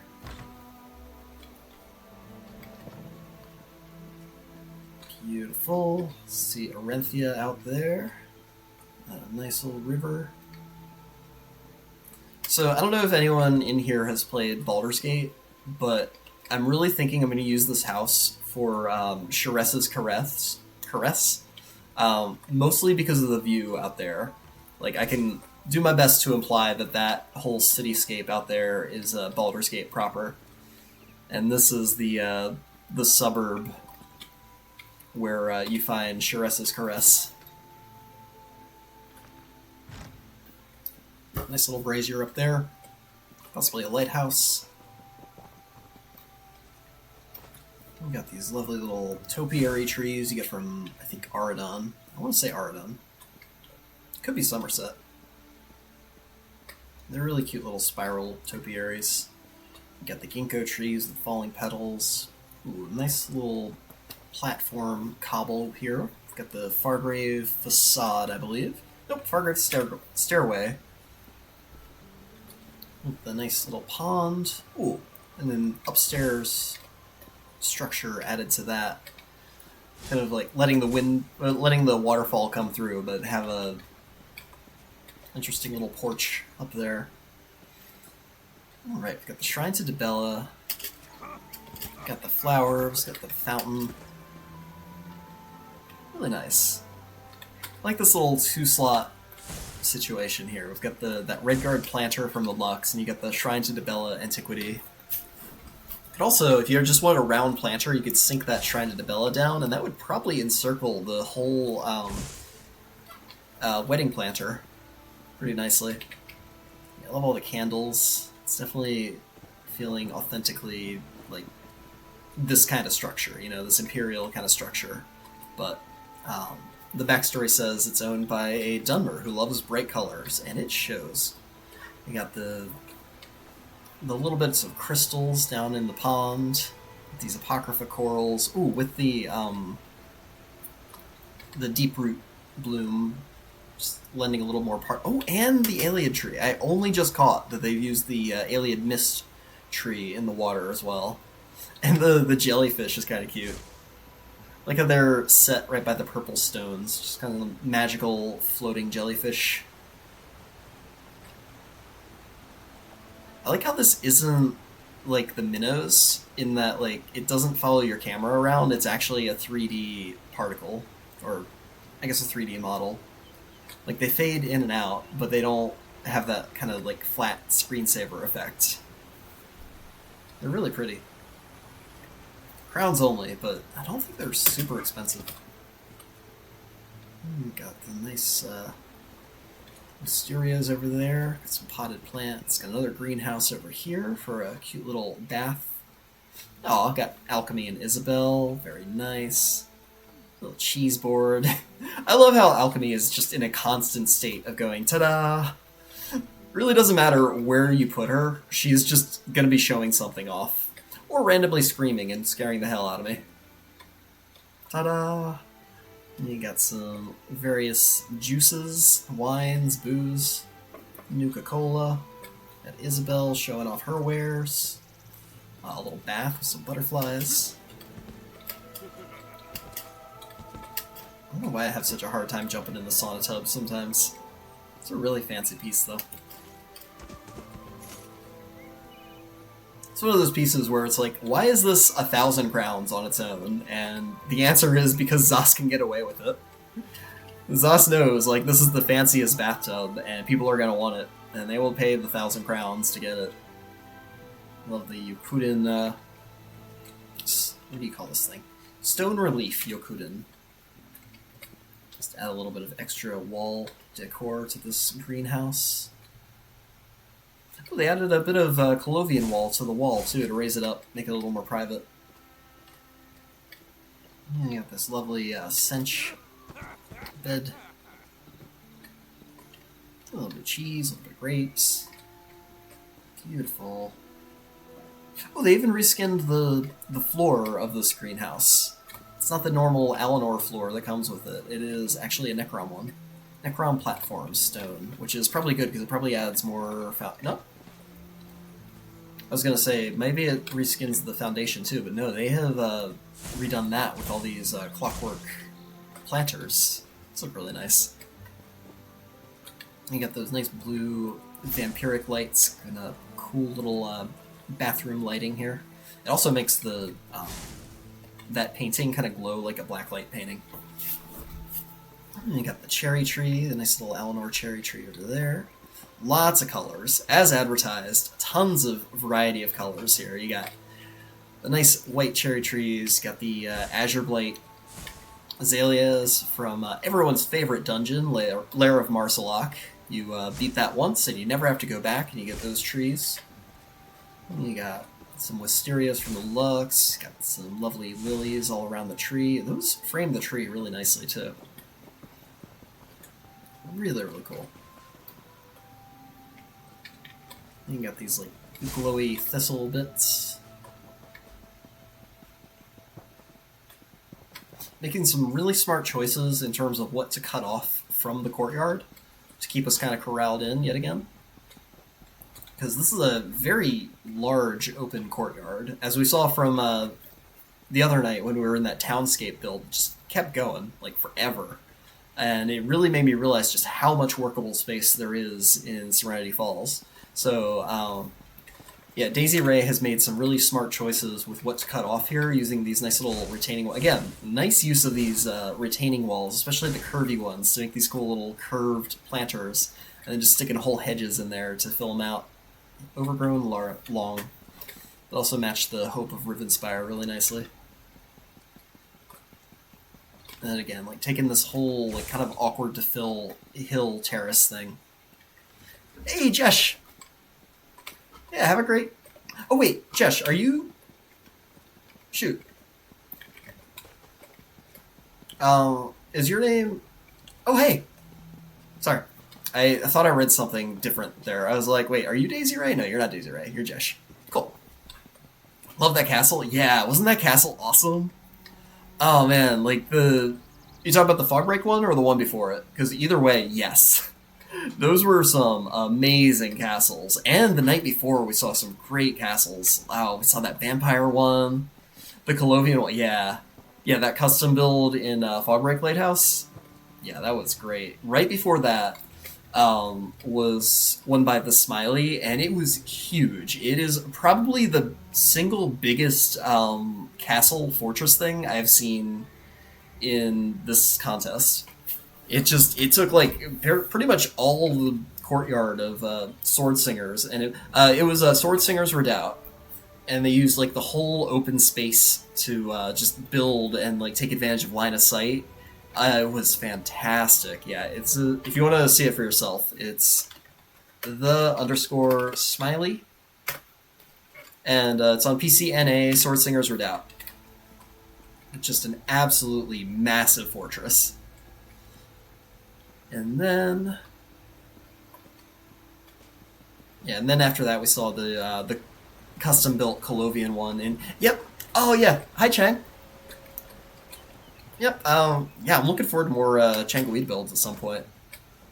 Maybe we can tour the back catalog of some of those sometime. Because yeah, Changuid is an amazing builder. But yeah, thanks so much for popping in. Really appreciate you. You got the big old Fargrave throne up here. Well, I like how they added a little wind chimey thing. Like, the hovering kind of makes sense in this context. Like, you've got this mystical Fargrave throne that is kind of just suspending this little animated wind chime. Or maybe it's just suspended by threads so tiny you can't see them. Or it's just hanging from the pergola. Either way, I love this big tall pergola and the trellis behind it. This whole like custom structure up here with the high aisle walkways and the Fargrave fences. I always forget about these Fargrave fences. The walls, they have such cool shapes to them. You can make fancy windows, fancy doorways. Really nice bit of sandstone that goes with a variety of motifs, especially now that we're back in like a beachy area, Solstice. I could see the Fargrave tile set working really nicely for that new bismuth bath hot spring area. Yeah, we got the elf, this cute little elf lady. Maybe this is a representation of Daisy Ray's character. Because, you know, it's a statue. It could be any kind of elf. Yeah, it's dark. It could be a dark elf. But yeah, the Azura connection definitely matches with the backstory of it being owned by a dark elf. This little patio. I like how this Serenity Falls has this nice big front porch. And you can really do some cool things like add a whole greenhouse to the front of it just to close in the porch. I love this trick with the greenhouse. Just take the whole greenhouse and stick it in front of an existing structure. And now you've got a closed-in porch for one slot. You got the window boxes, got a little sitting area, a little mud room, wipe your feet off. You got some fancy little vibrant flowers out here. This little sitting... Oh, breakfast! Breakfast on the patio, I love it. Some bacon, some sausages, eggies, ham, a little bit of wine, a little bit of mimosa, perhaps. Ooh, yeah, we have wine bottles, and we have oranges. We definitely have some mimosas in Tamriel. Yeah, I love what's been cut off here to afford a lot more slots than would be available, because 600 does not go a terribly long way in a courtyard this big. And then you've got the whole interior, so yeah, really smart choices, kind of blocking off some of this excess in the courtyard. And still having some cozy little like, planters and sitting areas, and we can get back there through the back door. Oh, okay, I just want to call attention to this Jubilee wreath. I really like it as a door wreath, because it's got the bell. It's so fun for, like, shop entrances and tavern entrances. I just love that we got that cute little bell. Ooh, floor reskin with the Solitude? High aisle platform, wooden square.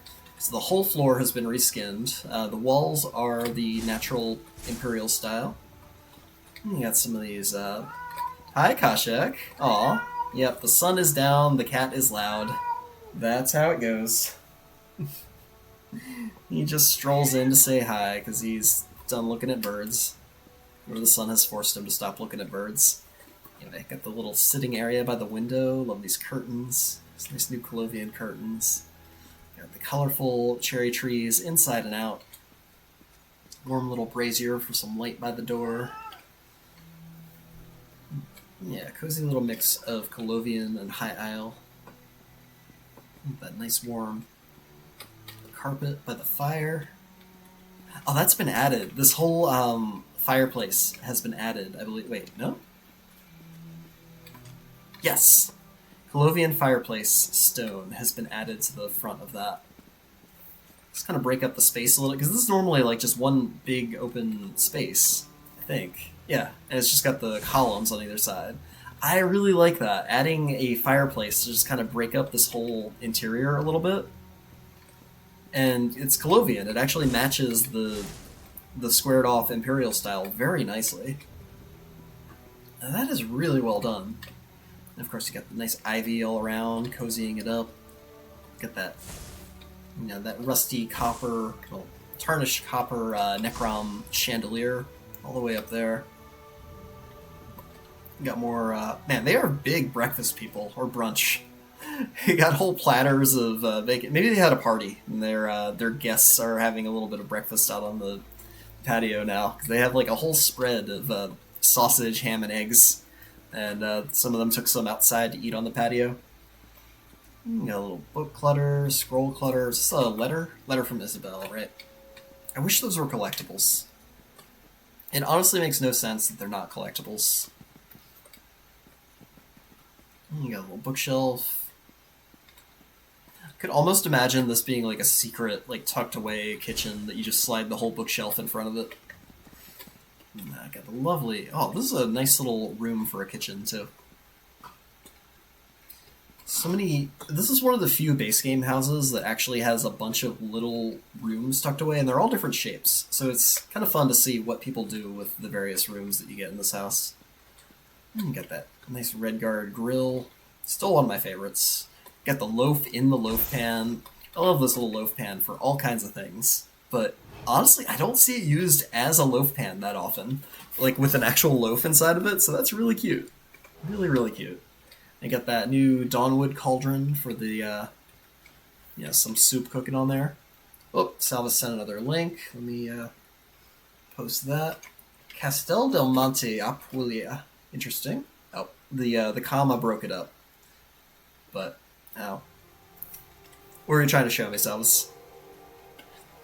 You got the fridge, or maybe just a humidor for your vegetables. The German page is way better and longer. Alright.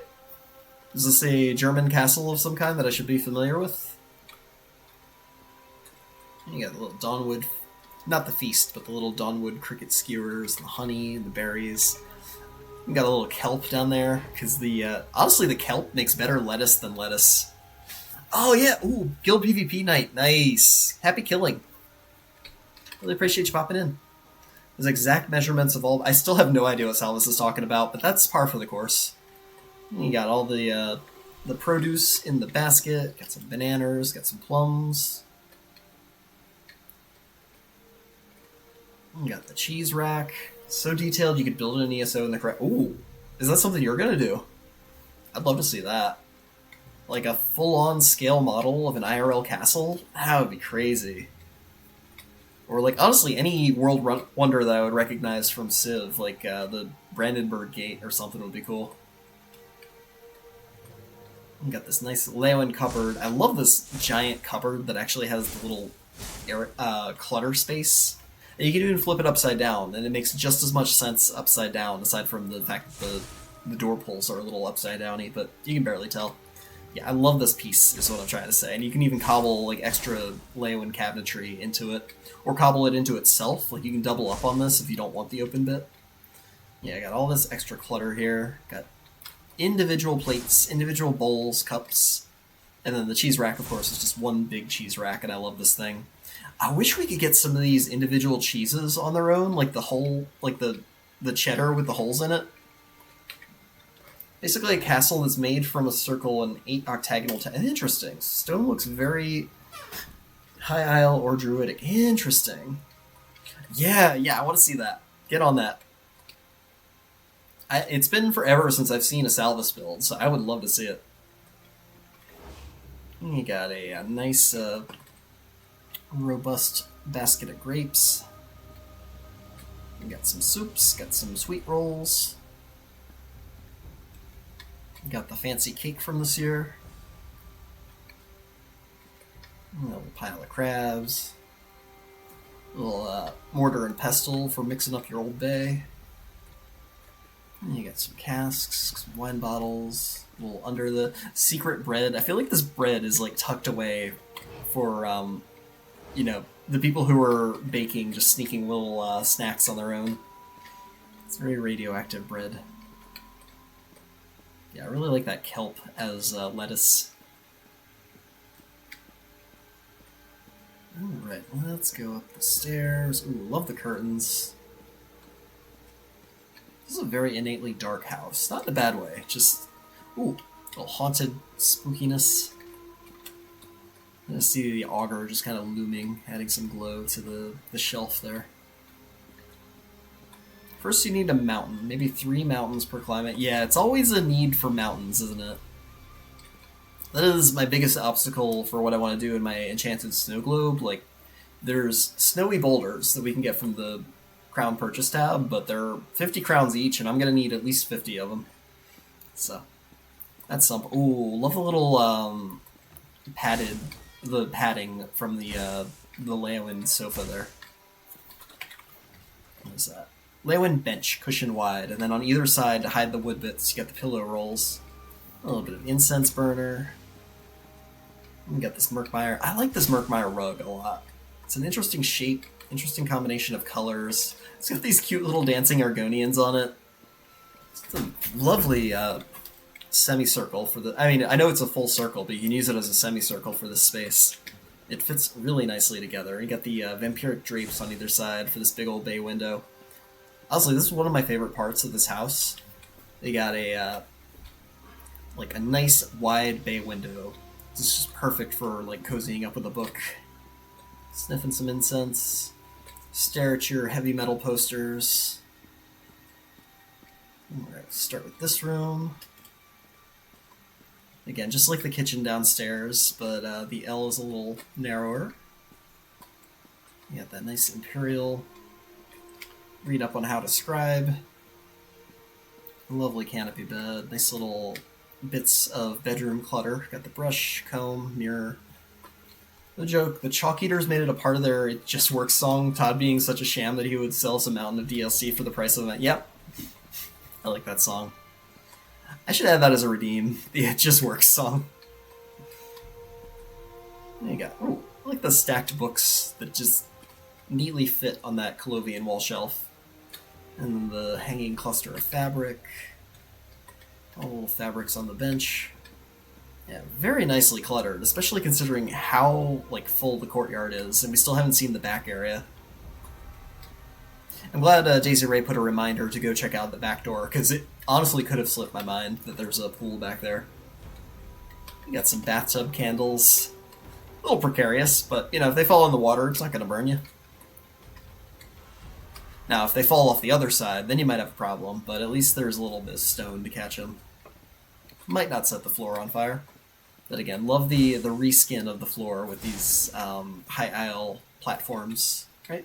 Wooden square.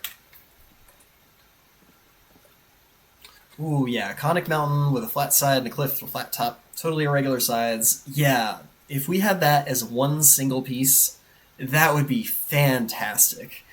Did you see, though, Salvis? We got some new boulders, at the very least. In the Solstice Home Goods vendor, there are two very large sandy boulders, which I know isn't going to work for your mountain, but, you know, it's more than we've gotten in a while, so I'm excited for them.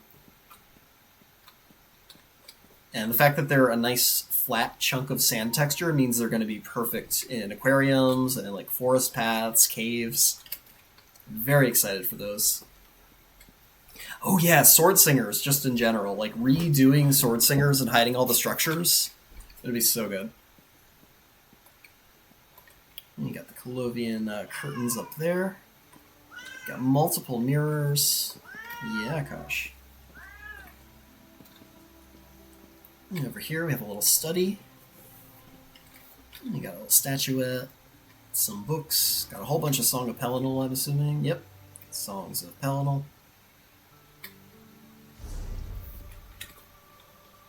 It is a really cute study, isn't it? Yeah, all the Colovian stuff is so nice for these Imperial homes. Because, like, for the longest time, all the, like, Imperial stuff was crowns only, and it still is. But now we at least have the Blackwood and the Colovian stuff. Hey, Eggy, welcome in. I like how Koshek summons Eggy, and then Eggy responds with the emotes. Love it. Oh, dude. Eggy, you and Koshek have such a special bond. I love it. Honestly, I think I just summoned him back by saying your name. Oh man, yeah, all these little Colovian like bookcases and like nightstands and stuff just really go with the base game Imperial stuff in a way that I could not afford previously. So maybe I will consider actually decorating an Imperial home besides Elenir. Love this high elf tapestry. Yeah, he's everyone's little buddy, except when he's not. He has moods. He gets into moods. I don't know if you guys have ever heard him hiss at me on stream. Like, he'll pop onto my lap, I'll pet him for like 10 seconds, he'll purr, and then immediately hiss. Because he just gets overstimulated. Right, very, very cute. Love these Jubilee banners that go so nicely with the Colovian curtains, too. Oh, I didn't even notice the toilet. Is that a toilet? It's got a little... Yeah, a little, like, chamber pot kind of toilet thing. We got that, that nutriment paste that kind of works as bubbles. So maybe it's a bidet. Maybe it's like a clockwork bidet or something. You just sit and kind of wash your butt. I'm thinking toilet, though. This little, like, chamber pot, but with a chair added.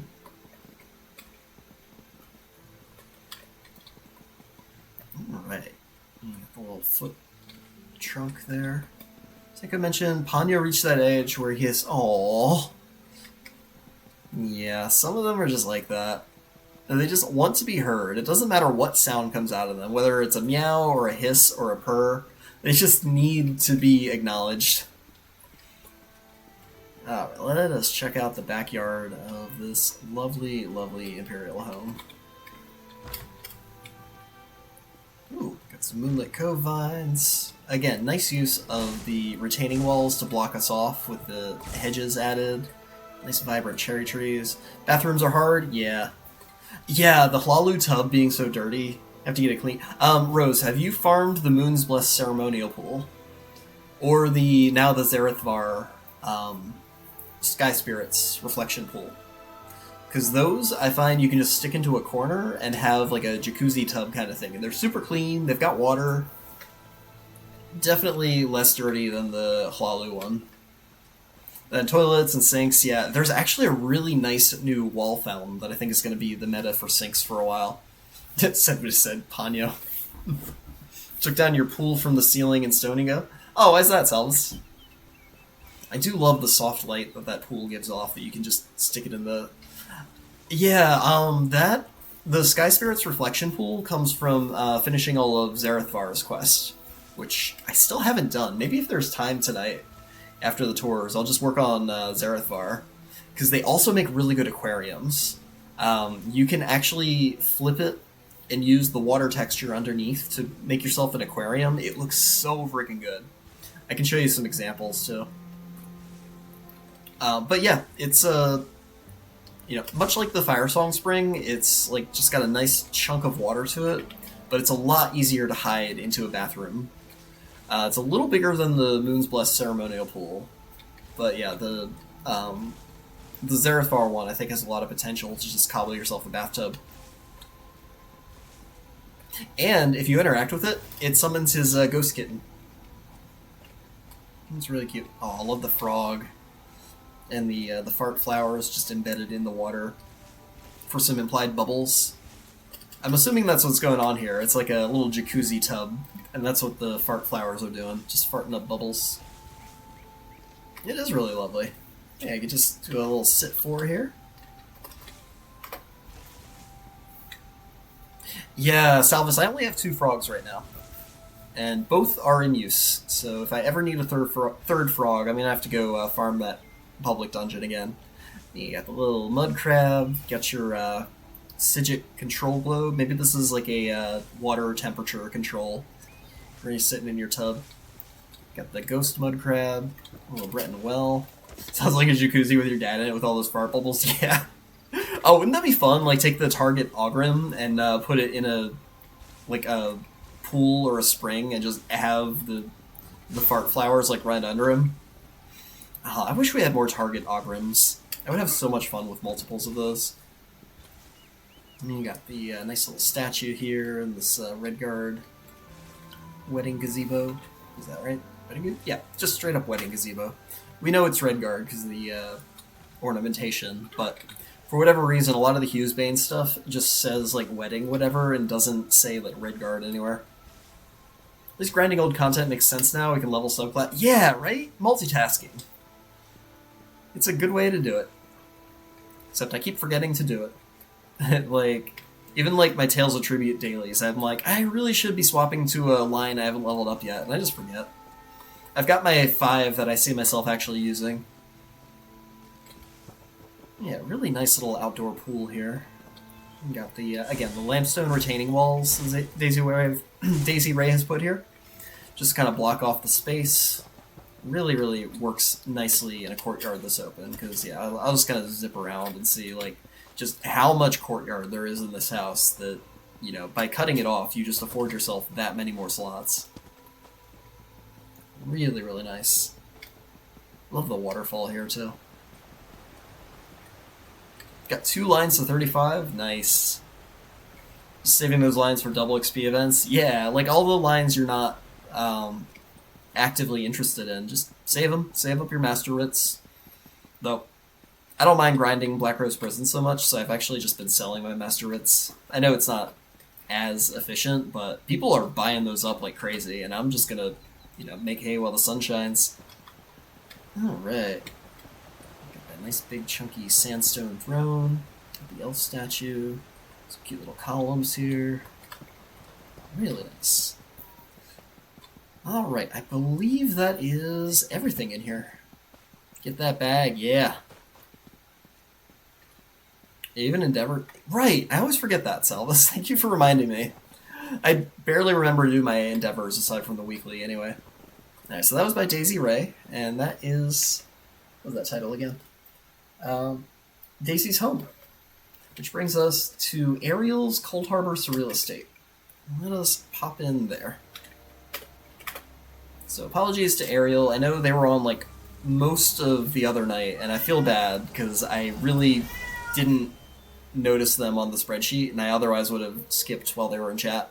But you do them, can afford almost a Radiant Apex. Nice. I was on the verge of being able to afford a Radiant Apex, and then so much other crate stuff came out that I needed for housing. Which reminds me, before those crates go away, I'm going to blow another 3,600. Thank you for reminding me, because I very easily could have forgotten. And that would have been unfortunate. I need at least 1 lightning wall. Pretty sure I'm just going to need the 1, and if not, oh well. Oh, should I get that, though? It's pretty, but I don't 100 gems like it.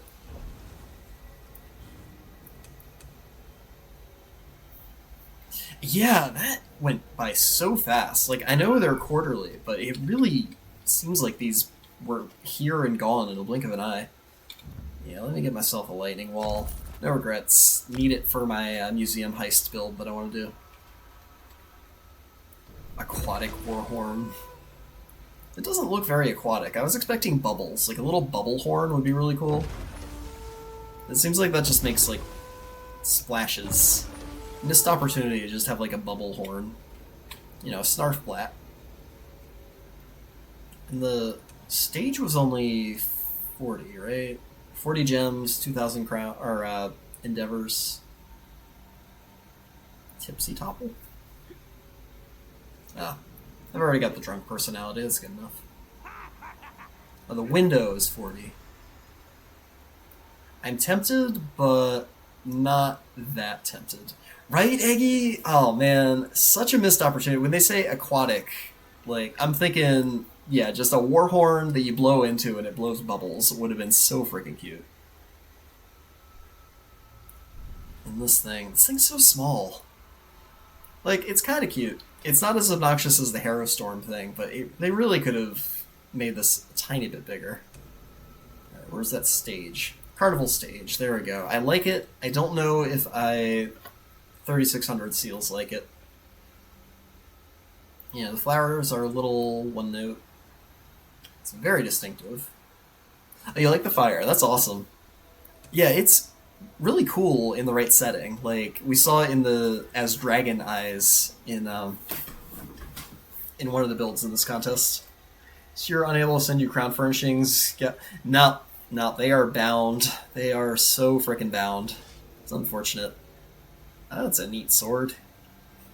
I like these Argonian swords that look more like a bludgeoning implement than a real sword. You got the crate and it's nice. Do you have any plans for it? Yeah, I rarely, if ever, buy actual crates, so like when I have a crate item, it's probably been targeted for a build at some point. Alright, let me read the description and off we'll go. Alright, no title.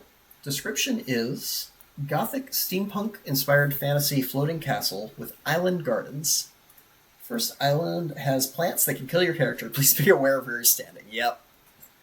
Yeah, it looks very... Yeah, all the Argonian stuff looks so Aztec. I love it. It's one of my favorite things about ESO that they gave Argonians a culture that was never really referenced before in the main series games, and like have them be like that Mesoamerican, like Mayan Aztec kind of thing. I think it was just such a fun decision for them. Never learned how to forge large pieces of iron, so they had wooden swords with obsidian. Yeah, exactly. Yeah, or like in some cases they have like the Maori thing with the shark teeth. Yeah, the Argonians have kind of a scattershot flavor, but it's all like cohesively Argonian in its own way.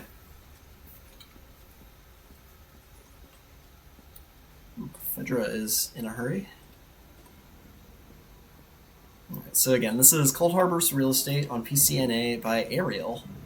And true to their name, that is a big old floating island up there. New walked up to your former emperor and saluted. That's cute. I love little fire song springs with the banyans coming in. You got cute little fire song ponds here. What is this? This looks like some kind of game? Or, he just keeps going. Alright, so I see the territories, and then they got the Jester in one corner. What is going on here? See, this is why I really wanted Ariel in chat. This thing is cool. I don't know what it is, but yeah, we've got the different factions represented by the Terriers. Got these constellation stills, and then in the Jester corner we have just the chunky boy. Yeah, what's going on here? This is so interesting. It's so cute. You got a little fire song spring. You got the big Galen tropical plants. Got some banyans. Neat. Alright, and up we go to the first island with the deadly plants that were promised. Oh, there they are. At least they're not hidden in the floor. I was expecting traps. Oh, they're like that one. That one's at least hidden amongst the Marcelock things where I didn't even see it. You got the... Oh, I like that combo. The anemone coming out of the deep root bloom. That's cute. And we got the wiggly dark shade things, wiggly Murkmire snake vines. And you got the glowy mushrooms. And you got the murder plants. I love the murder plants. This is another thing I spend my seals on almost every time they come back around. Just can never have enough murder plants. You got the scry balls coming out of the upside down glass crystals you get from Vardenfell. For anyone who doesn't know, these like glowy algae looking things come from the Vardenfell home goods, and they normally look like this. Glass crystals bed. So they look really cool and spiky on the top, but then like glowy and glassy on the bottom. Still the level 578 flexing all kinds of Crown Store cosmetics in front of your level 22 in total noob attire is great. Vampire Khajiit without a custom skin, Bow and Mage Guild Rose, fed up when you equip the former Emp title and the Emperor armor. The flexing suddenly ended. I love that. Oh man. It's funny, like, you know, people who've gotten a little bit far in the game, like sometimes they'll do that add-on that like has all their titles rotating, or they'll just like flex with all their flashiest and in their eyes most impressive skins, and then once you hit a certain point past that, you're just kind of like, I'm gonna rock the booty shorts today. I'm just gonna be here in my Jester personality and my little booty shorts and my Mazatoon chest. Yeah, the anemone in the flower is really cute.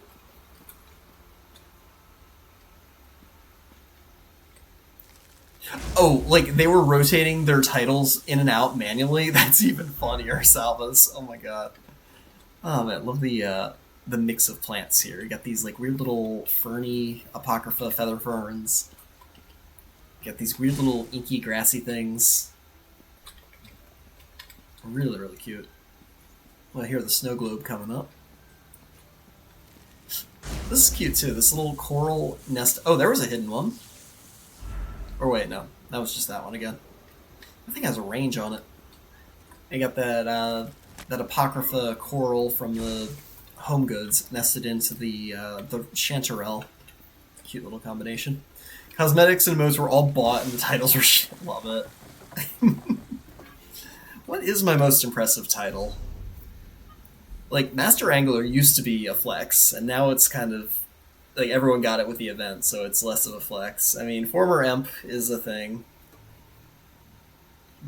Yeah, besides former Emperor, I always have Captain on because I'm a pirate, but I don't have many trial titles. Definitely no, like, trifectas. Yeah, I don't think I've done a single trifecta, so that's not much. Probably some of the Tales of Tribute ones are pretty rare just because no one does them.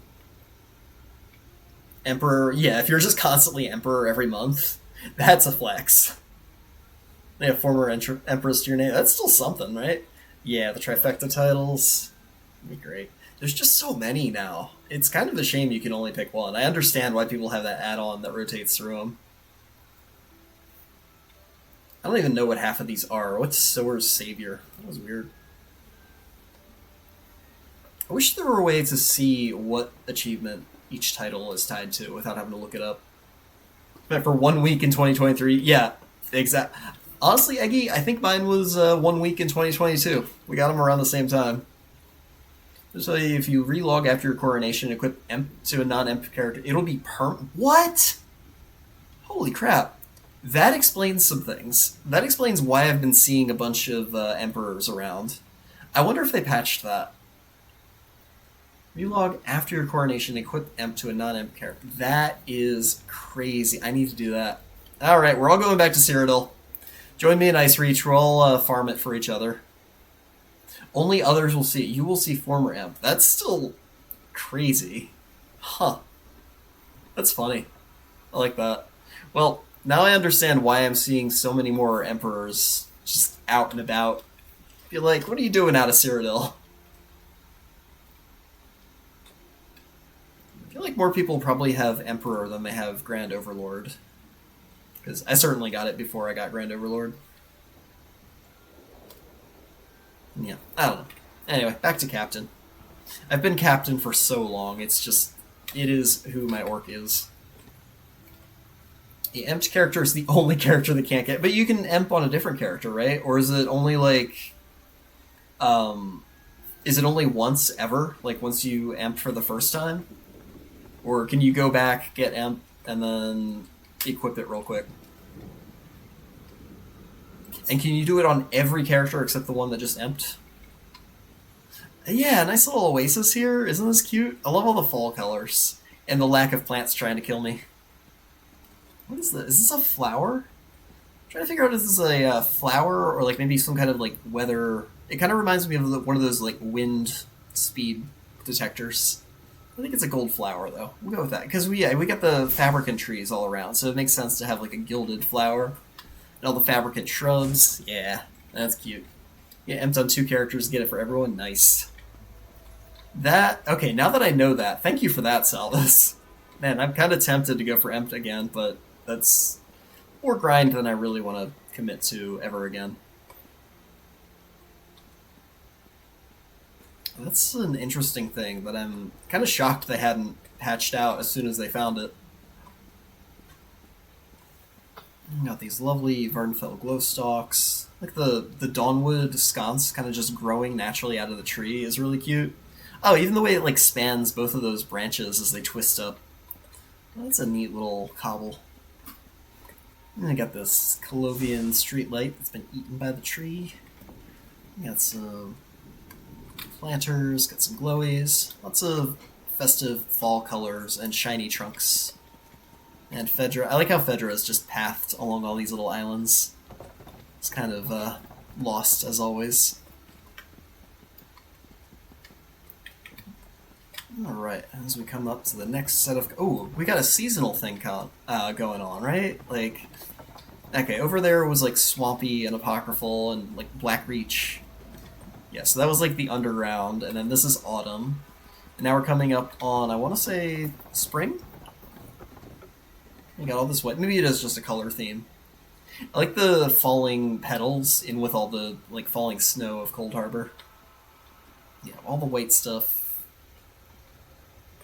Just a nice like monochromatic white and green thing going on. Oh, thank you, Eggy. I appreciate that. Need achievements on DC and EP? Nice. Yeah, I am a DC main most of the time, but I've got a Sork for every alliance, so that'd be kind of fun. Ooh, Rose, you did a real life cobble? Awesome. I might have some time after this one if you want me to just pop in real quick. Oh, you said real life cobble. Okay, yeah, definitely post that in Discord. So get Imp on a character that works better with a different title and set that to... Yeah. Like my main. I could definitely just get Imp on my main and have him be captain forever. Right, we got lots of white and green. Got a little bit of glowy with the wedding blossoms. Really cute little landscaping here. A cobble to a shelf. Oh, that's so funny. Just kind of made some Franken furniture. And there's Mizik. This little tour. I like how we get views of the grounds as we go up.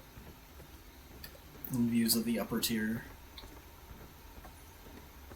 Really nice. We got some Eleanor Wisterias up here. Feels like Ariel had a lot of stacks of Lux things and found a fun thing to do with them in their Cold Harbor. We got the Wisterias, got some of these glowy ferns, got the Debella's Tears, got this fountain with, I want to say a Varla stone inside to make the bright lighting. Maybe not.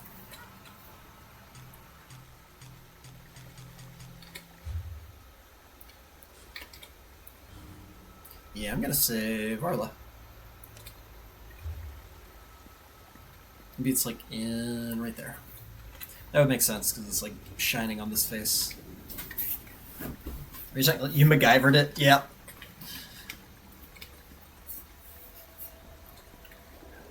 Right, Rose? Yeah. Hey, Krexar.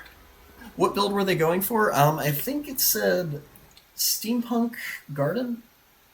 Gothic steampunk-inspired fantasy floating castle with island gardens. So we're making our way up to the castle. And welcome in, Krexar. Yeah, castle's all the way up there, so there's where it gets medieval.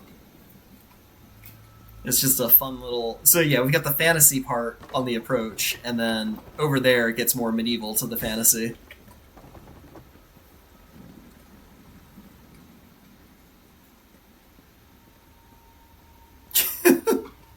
What, the MacGyver reference? Like, I don't think I've seen a full episode of the show, but I've seen enough of the MacGruber sketch from Saturday Night Live that I get the premise. Dude, like, you know, makes innovative things to get himself out of jams, out of just whatever he has lying around. Imagine 10k slots in Surreal State, right? Yeah, you could do... Oh, I would love to just build... like top and bottom, like the top side be like a oh man, you could do like a Final Fantasy VII thing with like the whole Shinra thing up top, and then the slums underneath the plateau. Hey, Trainer Ash, welcome in. Yeah, this is Ariel's Cold Harbor Surreal Estate on PCNA. It is lovely. It's a fun little adventure up to the top, and then we get this nice custom castle up here. You got these nice Eleanor maples that I need to buy more of. I think I was saying the other day how nicely these fountains can just mush together into a round fountain. And sticking the Varla stone holder with the Varla stone on top is a cute little addition to it. And got a little hay cart, so the mountain has a little snacky snack. So go around just taking the view here. Yeah, it's giving kind of like a Castlevania vibe, the way the structures are rising up over the wall. Oh, those park benches are so cute. Oh wow, and only 4 slots, right? Like, you got the scavenged ornate plate from the Clockwork Home Goods, and you got these from the Lux vendor, and they just stick a street lamp in there. That is a really, really clever cobble. It's like 4 slots, it's super cheap, and it looks so cohesive together because it's the clockwork metal with the rest of the clockwork metal. I love that. That is inspiring. These gorgeous little park benches. We got a little planter over there. Alright, so I don't think we can scoot much farther around the outside. So let's make our way, let's pick a door. I guess we'll start and go left to right. This seems to be the stable. Hi, member MacGyver. Yeah, I should probably get around to actually seeing an episode. There's just so many things from the 80s that I know of, but I have not seen directly. We got the nice little water trough in there. This big stable. Kind of round out the structure, give it some symmetry. Let's check out door number 2. Ooh, big old oven it looks like. Something. Some kind of steampunky kitchen. That's just adding a little bit of a lever to it. What is the drawer bit here? Halu lantern, classic. Oh, cool. So you get the interior lighting, and you also can use it as a handle to pull the kitchen door or the oven door open. That's nice. There was a reboot, was there? How long ago was that? I don't remember that. That's a really cute little gas burner. Stick a candle and stick it with the clockwork flask stand. The clockwork alchemy flask. Even the little underside of the clockwork bottle kind of works as the burner. And then just stick a little candle down there. Hugh's Bane candlestick has that really nice flame to it that looks like a little gas wick. 2016, wow. Yeah, I had no idea. I only knew about the 80s one. You know who MacGyver was? And the new kid they tried to pan off as him in the reboot is nothing like it. We call that show Mickey MacGyver because we hate the... Wow. Some very strong MacGyver opinions in chat. But have you guys seen the MacGruber sketches with Will Forte? Because, I mean, that guy is a very divisive comedian, I want to say. Just because you either... I don't want to say you either love him or hate him. You just kind of love to hate him. Will Forte is something. We got all these nice stacked wines. I like the little bit of asymmetry with the stacked crates here. This feels like very authentically like ordered chaos. Yeah, the big old cheese rack. Nice dwarven. I love this fountain just as a whole sink. Lasted 5 seasons, right? Like, there are some shows where I'm just like, how did this make it past season 1? Like, every time I load up HBO and I see that Velma show is still going, I'm just like, wait, what? Really? Like, nothing against Mindy Kaling. I loved her in The Office, but, like, that show is just not well written. I gave it, like, a solid 3 episodes and was just like, nope, this is not getting better. Love all the cakes here. The cake stand. Still envious of this cake. It's one of the few I don't have. Yeah, all the slices. This little bunch of sweet rolls on the platter. Oh, Benny's just looking at me. Hi, Benny. I bet I could grab Benny right now. Just got. I don't think I've shown off Benny in a while. You know what's that? Last cake? Like the cake slice or the cake? Oh yeah, kind of is floating. Huh. Magic cake. Can I interact with these? No. I was gonna turn it on and make it more magical. Oh man, there's Benny. Just gonna grab my kitten real quick.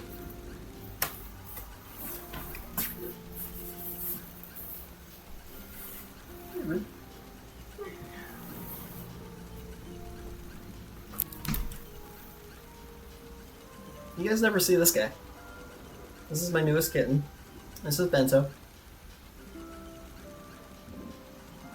Alright, that's all I want to show you. Started watching Suburgatory. Oh, I heard about that. Jokes hold up for... Wow. Yeah, 10k slots in Moonsugar. Honestly, Moonsugar needs 20k. People would fill up 10k and demand more in Moonsugar. I certainly would. Build Salem and Iron City. I'm not sure what either of those are. So yeah, I know it's getting late when both of my cats are... Well, Both of the cats that like to make an appearance while I'm streaming show up. They're actually just sitting right next to each other right now. And Kashek has finally dropped his conversation. So now they're just kind of hanging out together. Alright, we got Loaf Pans. Setting of Alita Battle Angel. Again, something I feel like I've heard of, but don't know anything about. I like that. That Fargrave Colonnade, I did not realize how nicely that frames just the circular part of the Blackwood map. That is really cute, and I think I need to steal it for something. I don't know where I'm going to steal it, but I really, really like that. Because normally it's got like the dudes in all the corners. But this just has the map. Yeah, it's got the like the divines here. What? Zenithar, and I think Dibella. Right, because there's the Dibella temple in Gideon, and the... Honestly, I only just put that together, that these divines were specifically chosen because you've got the Dibella temple in Gideon and the Zenithar temple in Leowen. Oh, that's funny. The Iliad door and the Argonian thing. Oh yeah, I got the stacked plates. Oh yeah, Rose, if you didn't know, there is a stacked, like a singular furnishing that is a stacked plate, and then there's also one that's a plate that has utensils stacked on it. So yeah, if you ever want to like really clutter up a kitchen with minimal slots, Leowen plates stack, craftable, super cheap recipe, and then Leowen plate utensils for extra cutlery. Oh, and Trainer Ash, that map comes from Blackwood. You gather up leads for the map. I think they're all just in static areas around the map. So if you get an add-on that shows you where they all are, or just look them up online, you just get all the leads, you scry all the leads, dig them up, and you have a map that you can use in every single one of your homes. It is a collectible piece, so you see it a lot as wall filler for that reason. But yeah, I only just realized that this Fargrave Colonnade was the perfect circumference to frame it. And that is just so neat to look at. You got the Nuka... Oh, I like that! The Nuka-Cola... I should really call them by their proper names or people are going to get confused. Redguard bottle glowing as these little cabinet lamps. That's so freaking cute. I love these as lamps. It is technically a collectible that you assemble with antiquity leads. So, yes and kinda, I think. Oh, I almost Dawnbreakered there. Let me see if it actually shows up in my codex still. I think it does.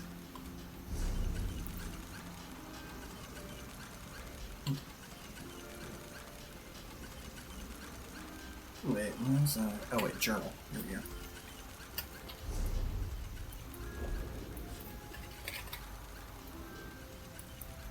Yeah, Blackwood tapestry. So yes.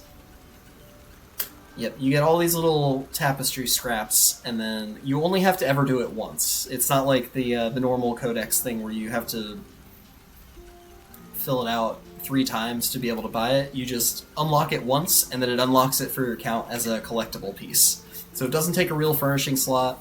It's huge, it's a great wall filler, and it frames very nicely into this Fargrave Colonnade. Yeah, we got little loaf pans. Got I like the Fargrave ham on top of the Fargrave grapes, because the grape thing is a little much, but I love the space ham. You got the space corn. You got some Colovian glassware. I like the alternating goblets here.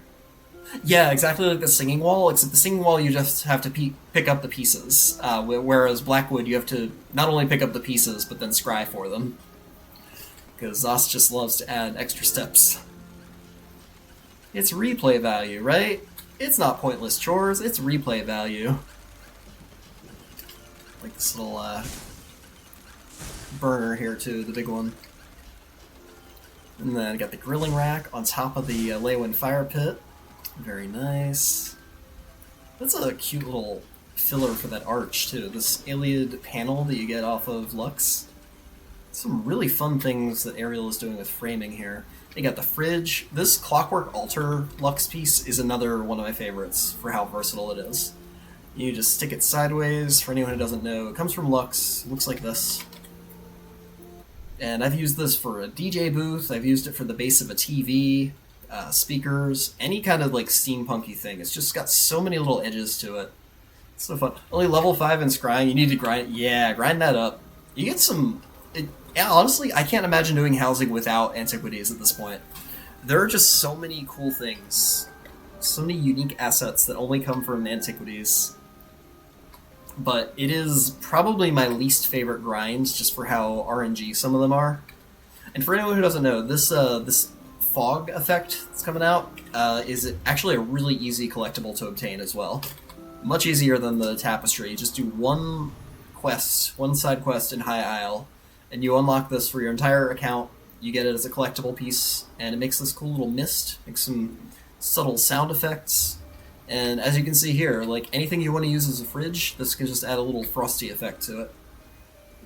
And then this, what is this? Why is it so weird on the bottom? Clockwork? No. Soul Gem Stand. Huh. That is probably the weirdest underside texture I have seen in quite a while. Yeah, the humming can be a little annoying, but like, honestly, it kind of works for mechanical things. Just because it sounds like a pump that's like constantly going. Like, my fridge is loud too at home. Let's see. Soul Gem Stand. Yep. One of the really rough-looking base game things that has a cool little octagon that you can use as a knob, and I had no idea the underside was that weird. Huh. I don't know, your fridge makes demonic... Yeah, mine sounds like a motorcycle when the ice maker is going. The solution is just to turn off the ice maker when I have enough ice. Got some nice little... I like how they took the walls and clipped them into each other, so you still, instead of having the actual windows, you just have the window frames, and then you have little nooks for your sconces. Let's see. And my cats are fighting. Oh, man. So yeah, we've got two of these Leowin walls that normally have windows, and they've been clipped together just to have these little frames. Eggy with the emotes, as always. The cat commentary. Nice little rustic medieval tables here. Love the Solitude platform just for its versatility. And this is that big Lux pedestal, right? The pedestal, etched stone. Get the Riven King's thrones. And get that nice Fargrave colonnade for the whole back wall. And stick some curtains behind it to fancy it up. Yeah, this is like a nice little castle great hall here. Got dragon heads on all sides. A little bit of snacky snacks, some mushrooms, some honey. And these Deadlands stained glass windows just fancy up anything. And you got the nice big greenhouse up there. Like the gargoyle holding its Nedic orb. Alright, where's the stairs? There's the stairs. Yeah. Nice mix of the Markarth stairs, these narrow ones, to get us up around that tight little corner. And up we go, up the stairway. Ooh, that's a fun little gap filler. The combination of the trellis and the window box for those Wisterias.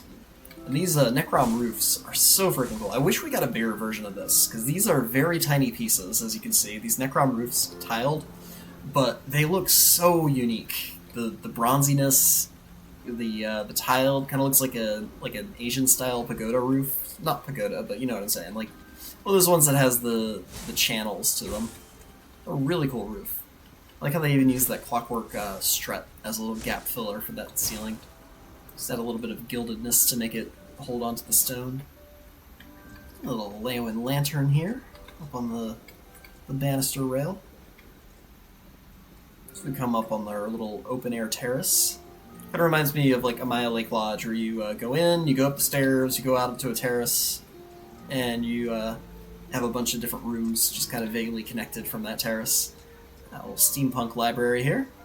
Right? This whole view of like the tippy top of Cold Harbor. Isn't that great?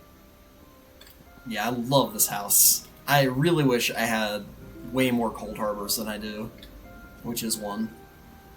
Even seeing like all the islands around your little domain. Ooh. Little bedding situation. Love this new door. Which reminds me, I need to work on my Oh yeah, speaking of old TV references, I don't know if y'all are familiar with Mystery Science Theater 3000, but I feel like we finally have enough doors to do the hallway gag justice. So I'm really thinking I need one of these doors. I need the Deadlands door, any kind of like sliding pocket door. I really want to do the opening scene from Mystery Science Theater 3000. Anyway, then you got these nice dark elf bunk beds. Got this Breton rug that I always feel like is one of my favorite rugs, just for filling up an entire floor with wall-to-wall carpeting. Got the Necrom carpet. I've seen this Necrom embroidered carpet as wallpaper quite a bit because it just looks so distinctive. Oh, they are zooming tonight. They are scrapping and they are zooming. Right? Isn't this a cool little doorway with the this octagonal telescoping? Yeah, Krexar, right? Wouldn't that be a cool build? Like, you go through like 6 separate doors. Like, you start in the satellite bit where they like, you know, come out of the theater and talk. And then you go through like 6 different doors, and it takes you into the theater part. And I'm thinking that Apocrypha courtyard pool, like the big one you get out of the pack that has the ink, you can see through it, and it makes anything you look through it kind of monochrome. I'm thinking I could use that for like a movie theater screen to make it like all black and white, kind of, or at least like old timey. So I think that's gonna be my Matheson Manor at some point. But if anyone feels like stealing that idea and beating me to it, have at, because that'd be really fun to see. Then I don't have to do it. I love the robes here. I got this little Hlalu tub. And we got the cute little statuette.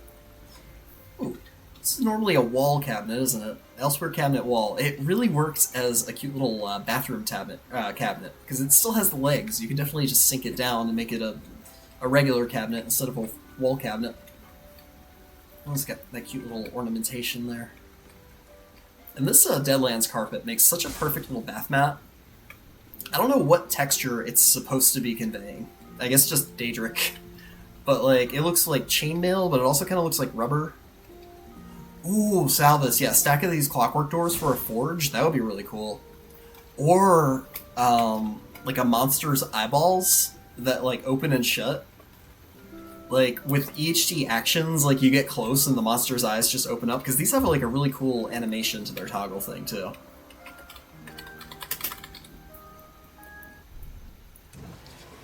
Aperture science. It's like a little, like, camera aperture. Ooh, that would also be a really nice trapdoor. Just stick it on the floor, lure people into a false sense of security, and then have EHT actions, like, open it up when they're... The collision of these sucks, does it? When it's open or closed or both? Because yeah, I've noticed that as a recurring theme with the clockwork doors, that the collision always kind of sucks.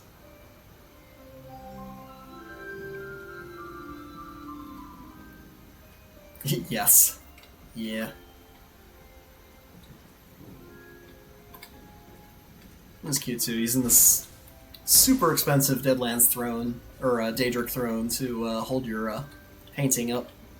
When it opens or closes, the frame can move. I mean, that's innate to pretty much every door, right? Pretty sure. It's this little wraparound Colovian stairway taking us to the top of the greenhouse. Got the Markarth barriers all around. Again, just really taking advantage of the views that this house has to offer. Cute little bunking situation here. Pretty sure there's nothing in the coffer. Yeah. It's so cozy.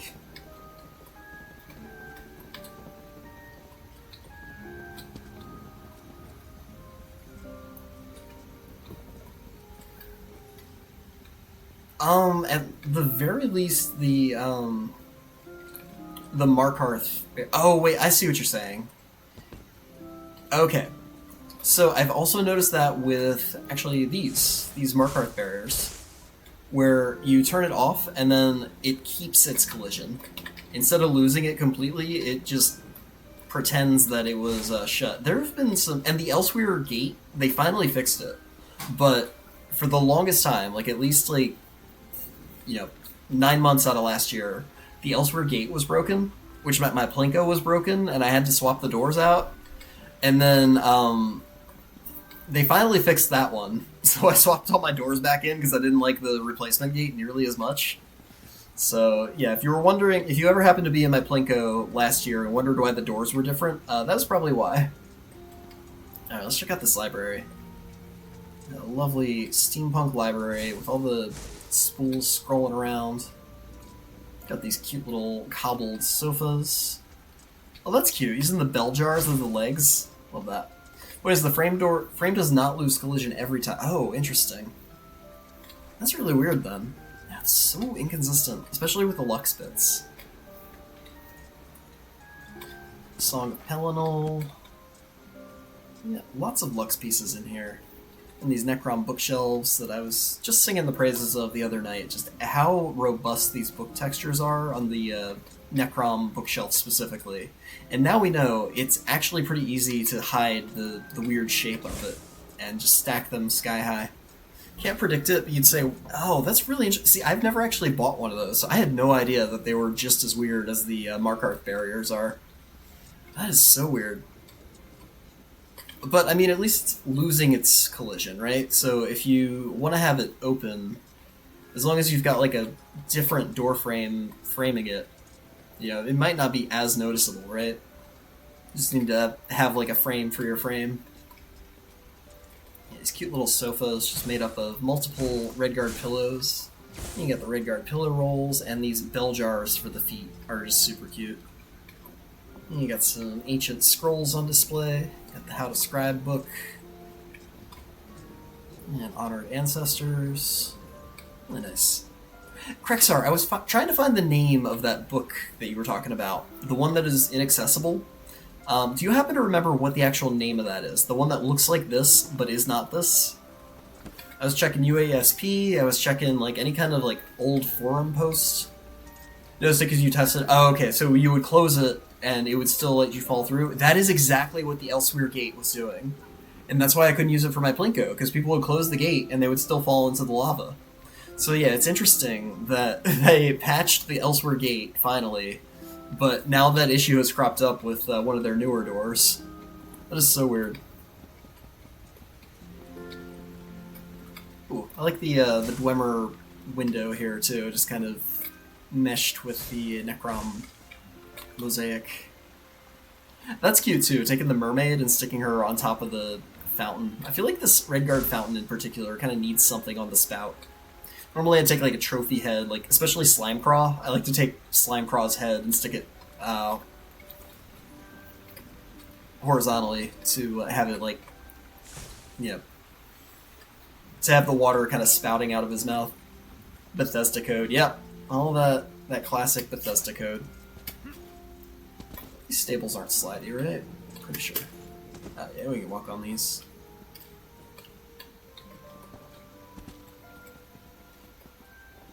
I was gonna say, if those were slidey, holy crap, I would have a field day with those. Anyway. Got this lovely greenhouse here. Ooh, fancy double bed. These Colovian beds are interesting as hell. Velothi Podium of Illumine. Thank you. Are you sure they... Wait, isn't that just what it's called? Even though the book itself is called... Oh, wait, no, this one's Recitation, right? Okay, so there's Illumination and there's Recitation. So yeah, this one is the Velothi Podium of Recitation, even though when you read it, it's called Honored Ancestors. Okay, so there was at one point a Podium of Illumination with a different text to it. That was strange. Let me, because I know sometimes the names of furnishings get bumped around before they're actually released. Cost 1,200 crowns, and it's readable? Yeah, Relics of St. Veloth. Thank you, Krexar. Okay, that is so weird. So yeah, we've got Illumination, that's the Crown Pack one. Yeah. I don't think the Automod actually, like, does anything except automod it. Like, once I see it come through, I just paste the link in manually. But if I'm wrong, if it's actually like docking you people points for things, let me know, because I can try and make it a little less feisty about the links. I was just getting so many bots. And you got this cute little loom over here. Clockwork loom. Got the rolled up carpets. Finished product of this loom. So yeah, thank you so much for that, Krexar. I had no idea that there was a separate Relics of St. Veloth. And so do we know the name of the pack that it came with? So weird. Yes, please do, Krexar. This is absolutely fascinating. What is that? Is that new?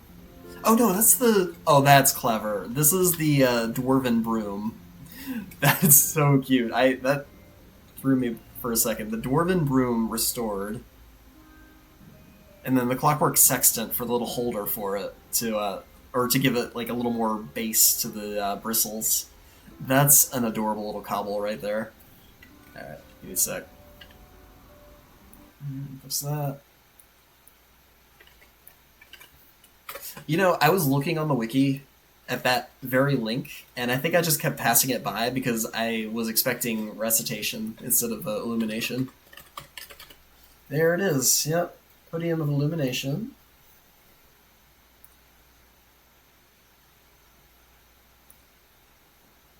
Let's see. Not available.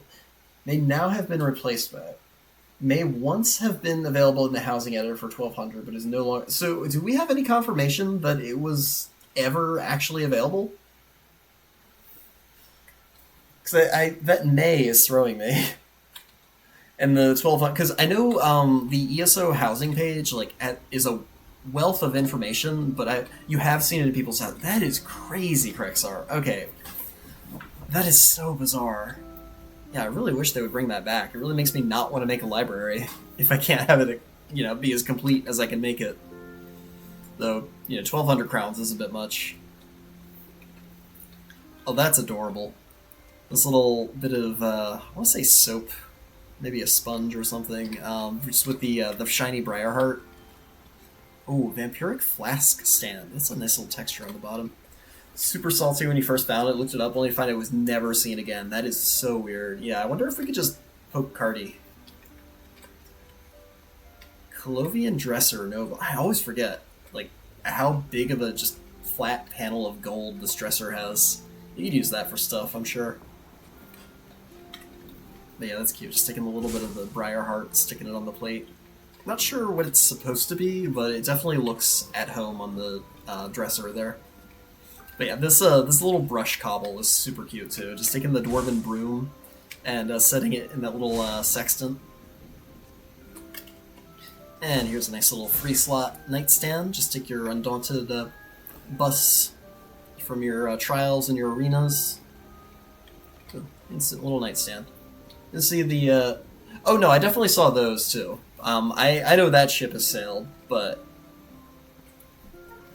Yeah, I figured that's just... It is what it is. They're exclusive for a reason. But the recitation and the illumination is just kind of why. Oh, that's cute too. Just a little trophy head with... Oh, that's the... Oh, that's cute. Hey, Revy! You're just in time for me to raid off.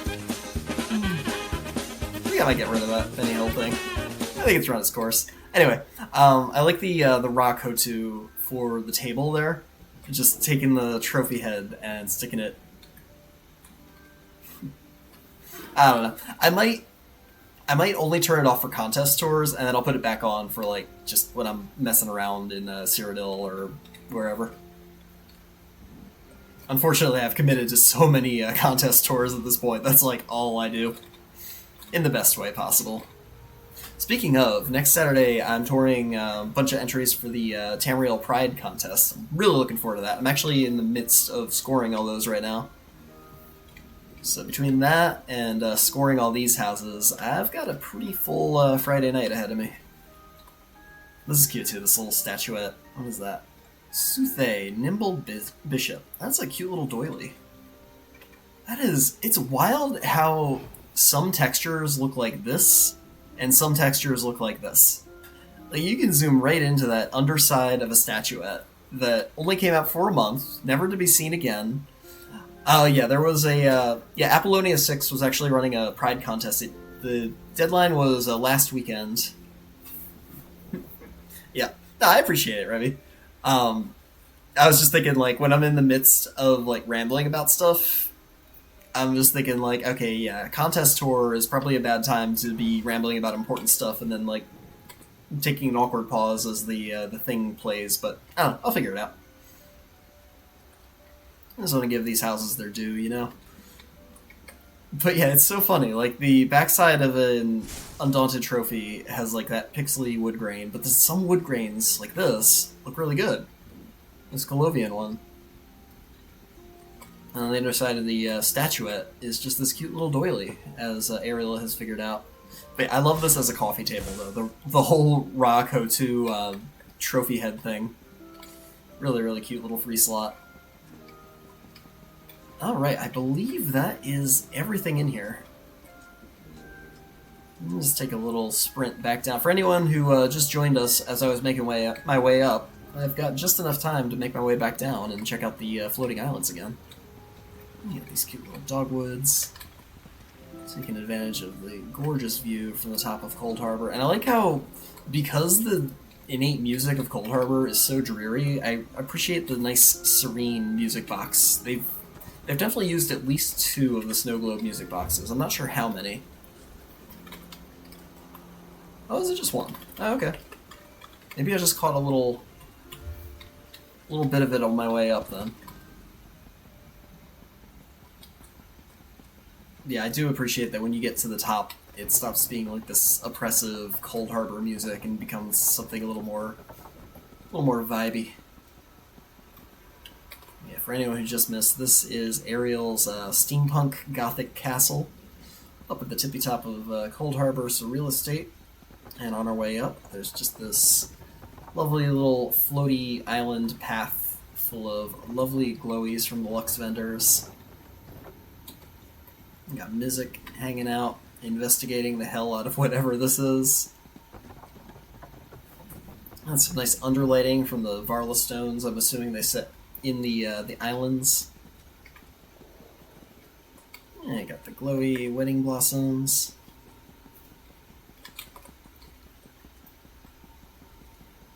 We got some nice autumn colors over here.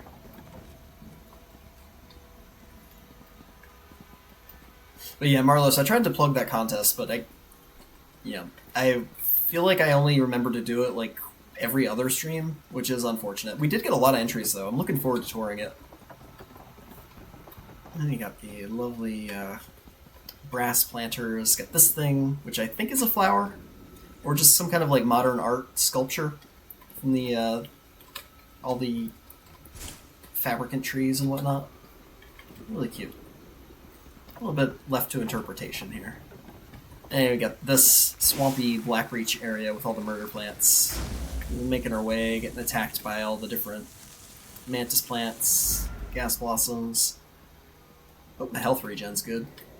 I can very easily see myself just, where's my health at? Yeah.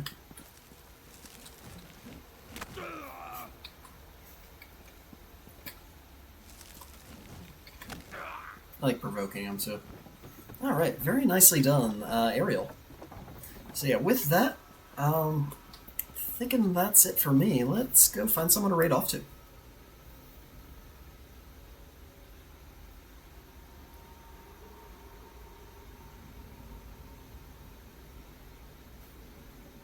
Yeah, thank you all so much for popping in. Really appreciate you.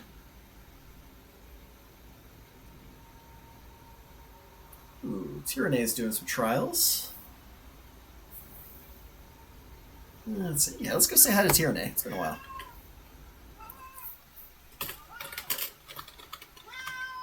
There we go. And Kashek is saying goodbye too. Yep. Have a great night, Marlos. Have a great night, everyone. Thank you all so much. Everyone lurking, watching the VOD, and I will see you in the next one. Have a great night. Bye.